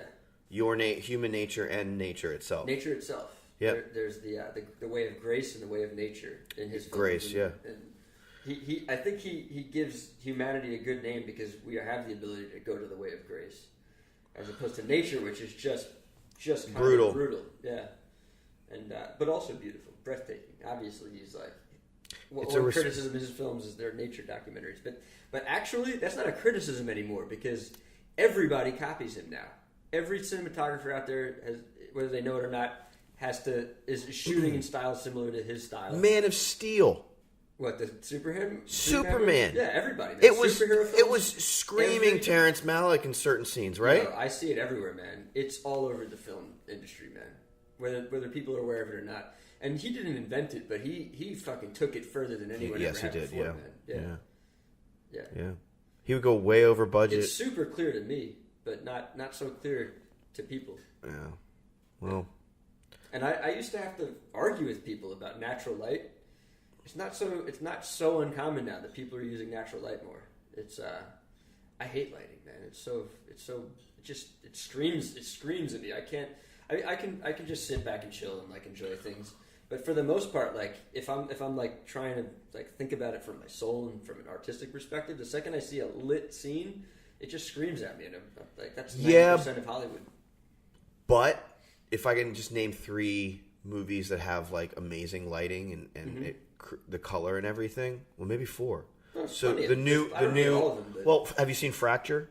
No, I don't even. Check out Fracture because it's like their lighting is like scientific, like it's beautiful, like it's like ooh. Yeah. And I watched it with my sister. I went to go visit her, and about a year ago, sitting on her couch, she was like, "Let's watch Fracture." I'm like, I don't know if I want to watch this. And then I became annoying because I was like, oh, "Look, Kristen, look at that lighting." She's like, "I don't care about the lighting. I want to watch the movie." You know. And then there's Drive. The way that was shot, the first like 10 minutes, and the way the light hits him. I mean, I take it back. I don't hate lighting across the board. I understand what you're saying. I just think it's just like most of the time, it just doesn't look right to me. Yeah. But it actually doesn't look right to me. I'm just more drawn to natural. It's artificial. Natural light is way more breathtaking and beautiful and epic and everything. Yeah. Yeah. I mean, there's so many reasons to light. One of them is just continuity. If you're shooting a long scene between people talking, it just doesn't make sense to be relying on natural light. You know, another is like you know what look you're going for, and then it makes a lot of sense. Like Drive is actually, you know, obviously a film where he really knew what he was going for aesthetically. So it's not like it always sucks.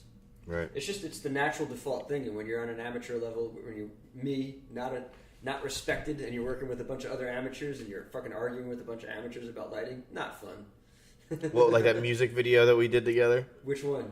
The one that we did the blue and red lighting and the white. Mine? What are you talking about? Yeah, yours. What? What was it? Many, many years ago, here in Brooklyn. The blue and the red and the white. We were out in the back of there was a house party. We moved up the stairs and down the stairs. It was all one shot. Hurrah, bolt of light? What happened there? I had full rain on that one, man. Huh? I had full rain on that one. No, I know, but we worked together, and we you know, you gave me... You were lighting. I was lighting like crazy, yeah. What? We weren't arguing. No.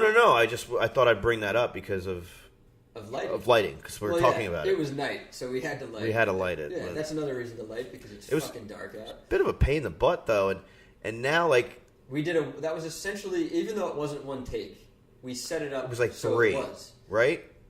We set it up. I don't remember how many shots. I thought you did a great job. There's a lot of shots because at the end it turns into a montage. But it's essentially like we come up the stairs, and we're outside. There's a cut, so that's one, and then we're inside. We come all the way. It might be two shots. It might be 2 shots. But Yeah, that was fun, man. I still want to take that further and just do an actual one take video, which I'd never done. It's just kind of like an itch every director has to scratch. Right. So they just did it with the new Halloween movie. Oh, Halloween did what? Not the whole movie. No. But they have like the epic long take. An epic long take. And I haven't seen it yet, but I guess they're going back to the original because that first scene the original has some long shots, is the first scene of it is all one take where they move, and the story behind it is awesome. Yeah. So the whole crew is moving rooms. Yeah, no, I love it, man. It's so much fun to get because that demands. Usually sets are like you're doing this one thing and then half the crew falls out of whack and everyone knows paying attention to you. You got to get everybody back on board. It's always like wrangling, but when you're doing that one thing, it's like this big momentum is building, and then that moment where everybody's just finally doing it together is awesome, man. Yeah. Yeah.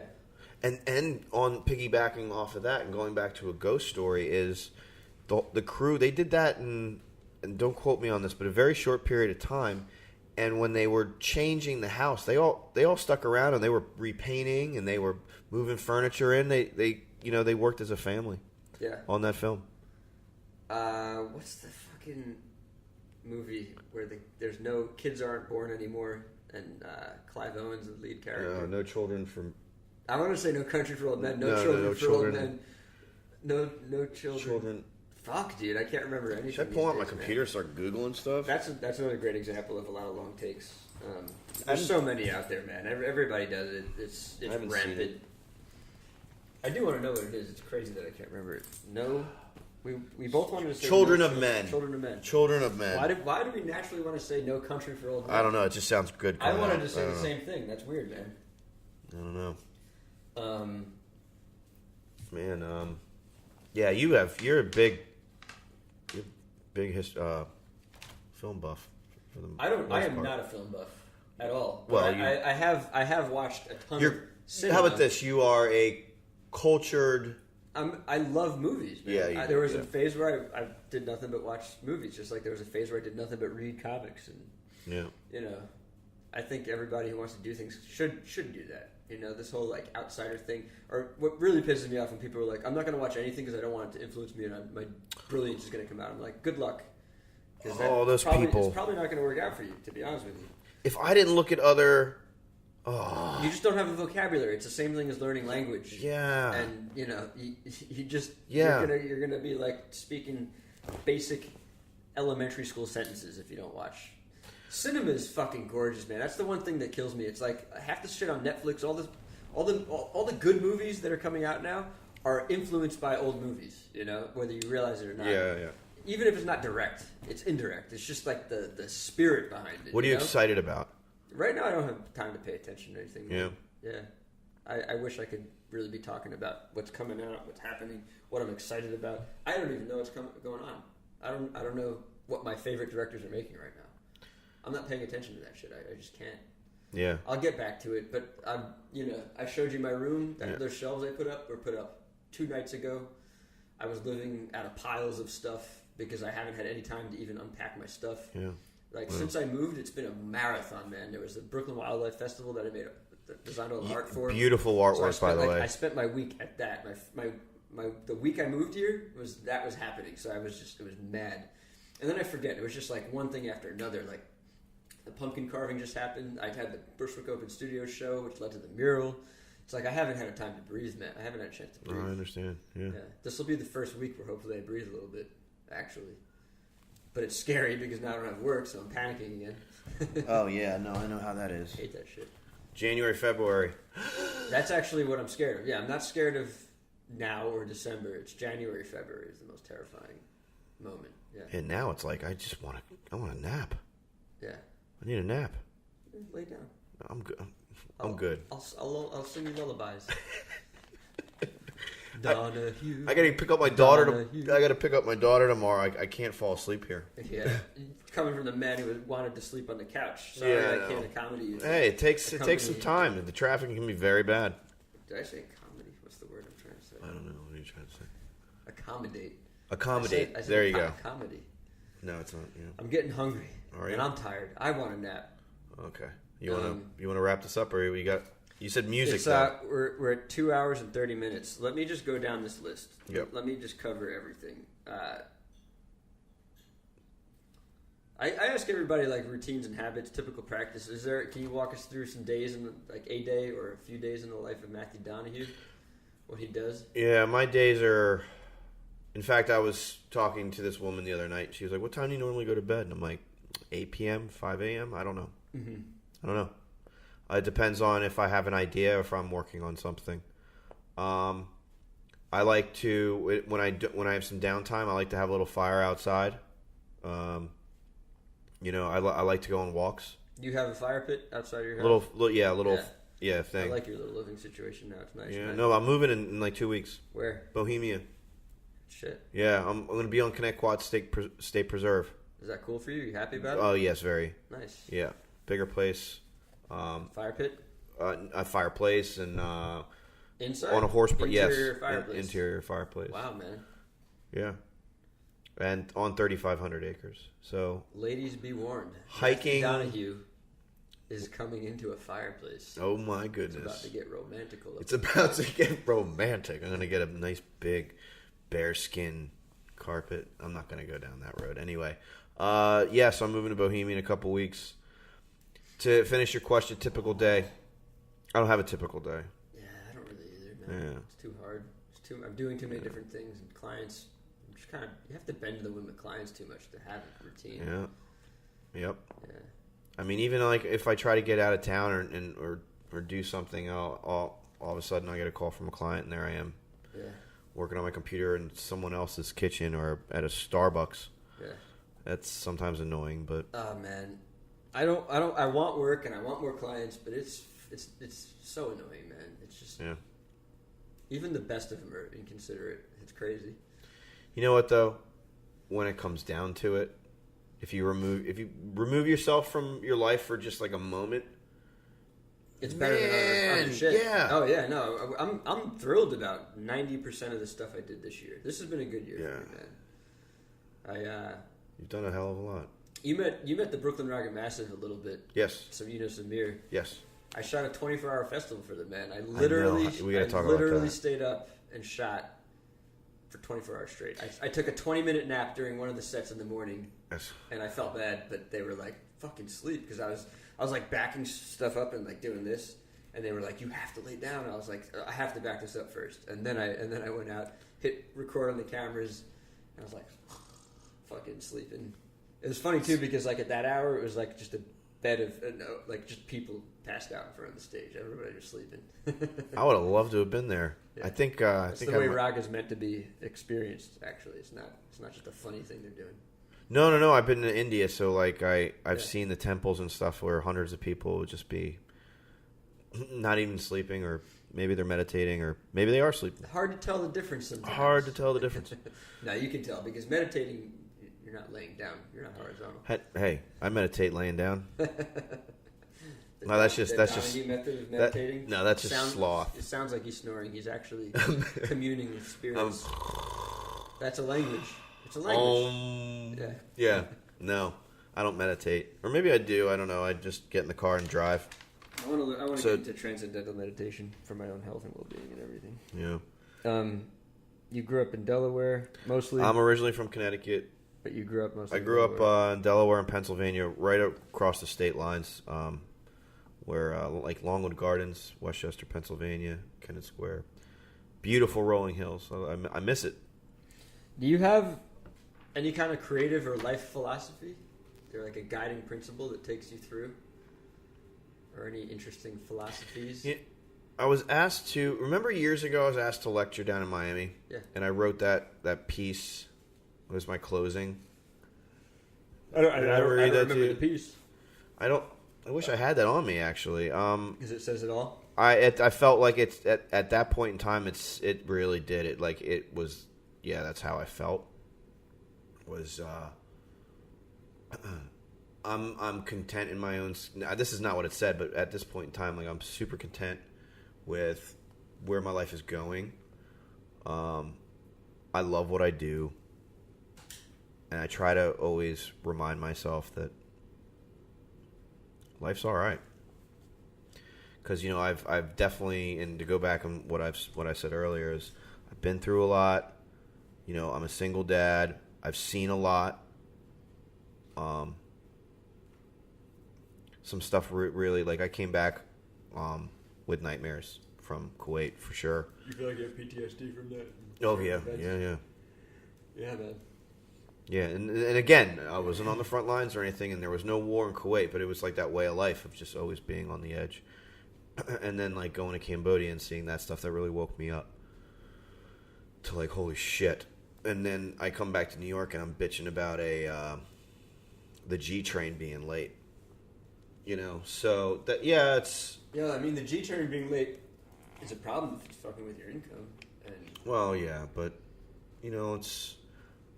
I don't know. I feel like it is funny because even less than 100 years ago, there was no G train and there was no way to get around really. So right.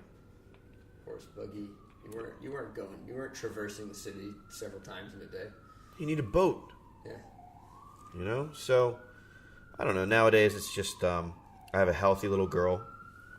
Life's all right. I have a nice like little quiet life by myself, and I'm okay. Talking to animals, talking to squirrels and chipmunks. I hang out with horses. I take photographs of them. I got a great set of friends. I don't need to see all the time, but when I see them, it's like nothing but fun. Yeah, I'm sorry we're not drinking today, man. No. Catch up over a beer, but no. Yeah, I need to. We'll do it. We're all good. Soon, man. I think we should do a podcast just about you, and let me ask the questions. Well, then start your own podcast. No, we could do we could do a special. Thank you. We do a Christmas version. I need to get on other people's podcasts. If you want to interview me, I would love to. And fucking do it. I'd love to. Yeah, then do it. All right.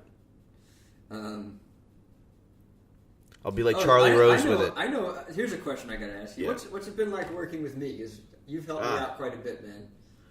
Working with you? Yeah.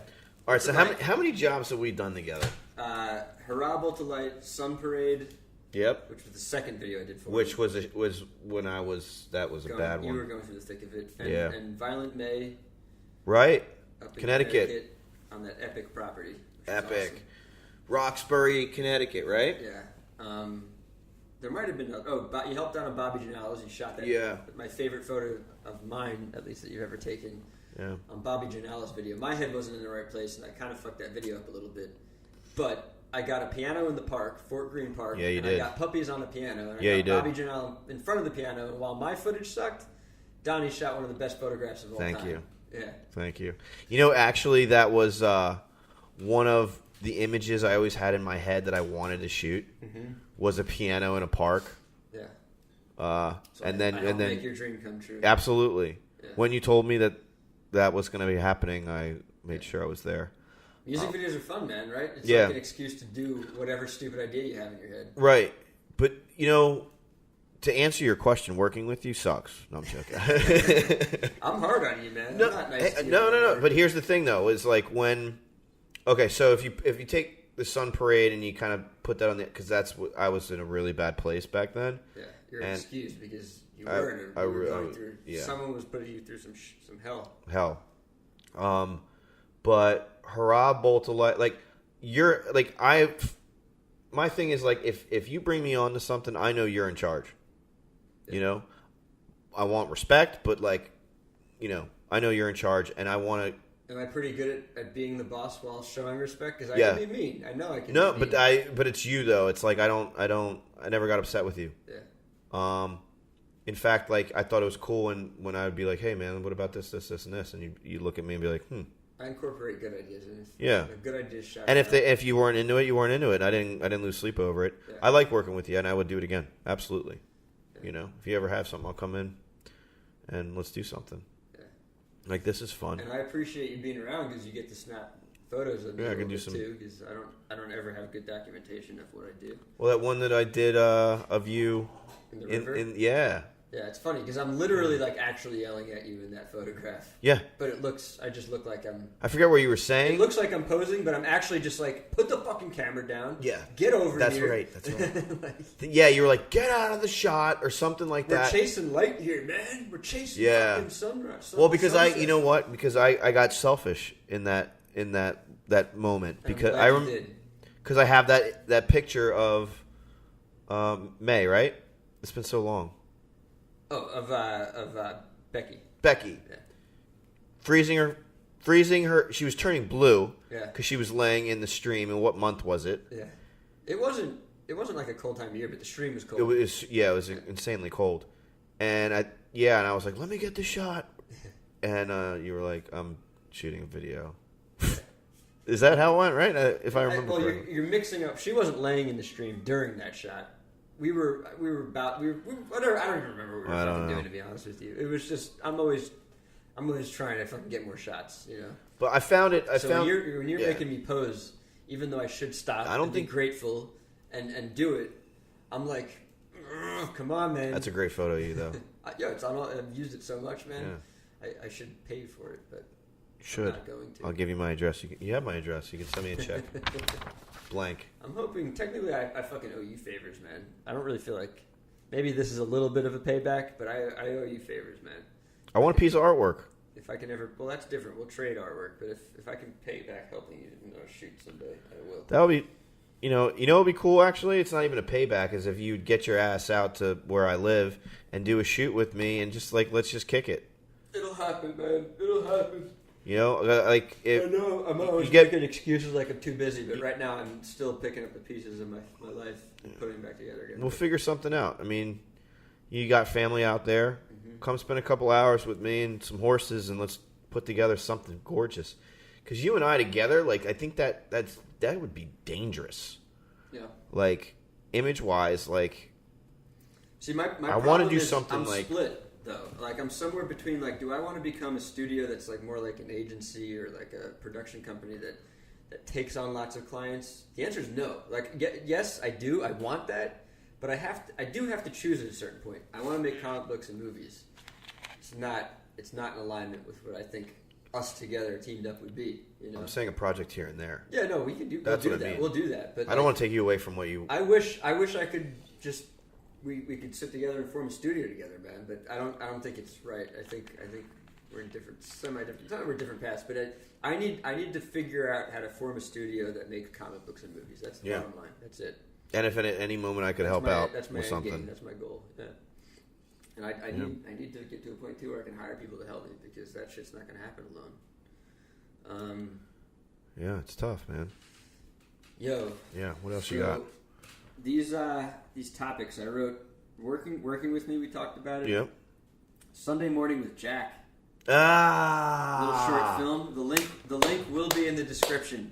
An inspired little collaboration that Donnie and I had. That was a full-on collabo. That was awesome. I don't care what anyone says. It's one of the most ridiculous videos. We were laughing our asses off. That was awesome. It's a great little piece of content. Yeah. And Donnie and I are friends because we can spend a night making a ridiculous. And there were no drugs and alcohol involved in that. We were sober that night, man. Yeah. Even though someone might look at it and be like, "Oh my God, what were they on?" Yeah. Nothing. That's setting it up to be a little $2,000. What were they on? It's not that wild. You can. It's just a really. I think it's really funny. Piece of media. I think it's funny. We talked about South Korea, Kuwait, Bizarre Magazine, Waiting to Die. Your uncle. I wrote him down because I know Beirut. Africa. You traveled to Africa and shot there. Do we miss any of your travels? Been to North Korea. Been over the line of North Korea. Just did Bermuda. What else? Europe. I wrote down your current existence. We talked about your current existence. Sailing, equestrian, shooting horses, ballerinas. Oh, yeah, I forgot about that. I haven't done that in like a year. The flying circus I wrote down. Yep. Lecturing, you mentioned that you lecture. Self-motivating, self-marketing. Are you thinking about yourself as a brand? And are you branding yourself? Yeah. Okay. Yeah. Yeah, you got your signature on everything. I had to, I never really. I'll be quick with this. Mm-hmm. I never wanted to do that. I never wanted to be famous, and then things changed, and it had to be done for business. It had to be done because when it was just like me throwing work out there and not putting a watermark on it, stupidity, because I didn't want to mess up the composition. Like, it was just stupid. And then it was like one website after another. And then when things really was like, I have to be myself. I have to use my name. No gimmicks. Yeah, No gimmicks. You've had several companies over the years. Yeah, no gimmicks anymore. Yeah, I like that you're throwing your own name on things, man. Yep. I'm definitely moving into like I'm a brand. You know. Do you feel like we addressed anger at all? I feel like we didn't get angry, but I feel like people always criticize me because I called this podcast "Short, Bald, and Angry." Yeah. And I haven't been getting angry. I feel like I do. There's anger. If you're not, I feel like you're not listening close enough if you can't detect how kind of angry I am a little bit about a lot of shit. Yeah. But is there anything that you're pissed off at right now? Or are you in a pretty good place?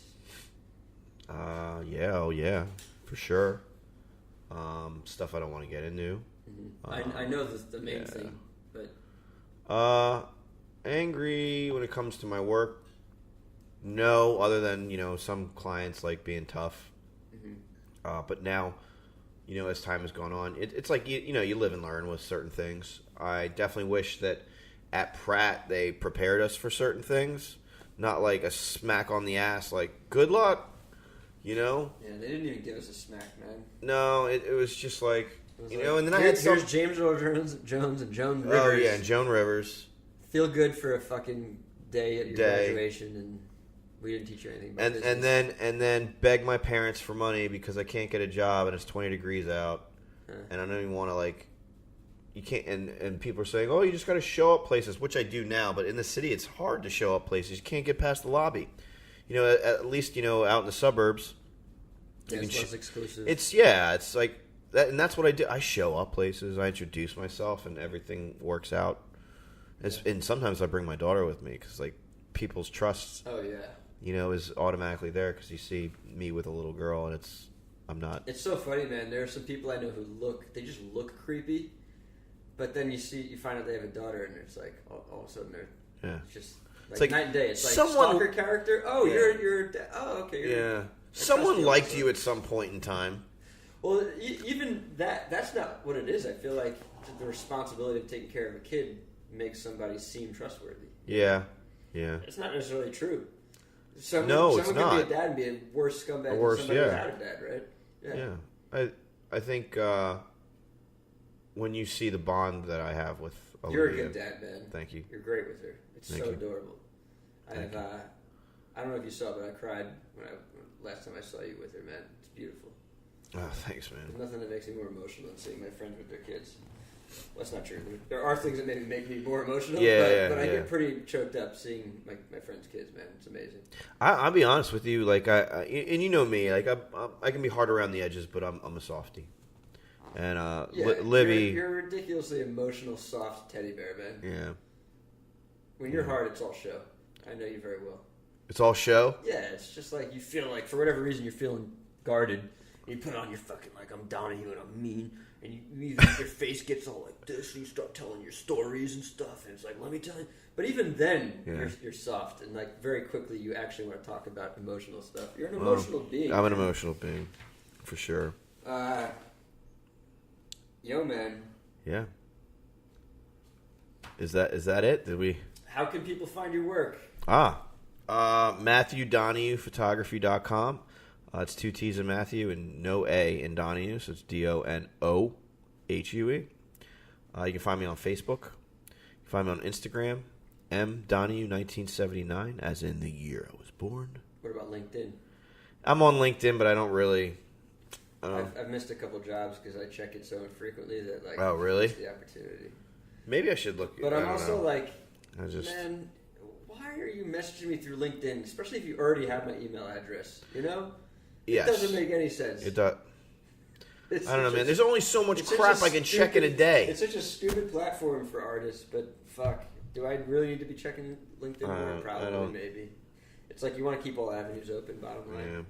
I think it's kind of interesting though how all the social media platforms have coalesced and there's always I used to work at a tech company. You hear the CEOs talking the Twitters and the world like they're going to be the next Twitter or something. It's there's one Twitter, there's one Instagram, there's one Facebook. There's not many of these things, even though there's a ton of apps. Right. There's not a ton of shit out there really that's being. I don't understand the whole Snapchat stuff. Instagram. I'm a little behind. Even though Snapchat's still a thing, Instagram. Does their own version of it, so that's why Instagram has stayed so relevant. I just drop stuff on there as stills. I don't even do like the carousel image stuff because I want people to just see.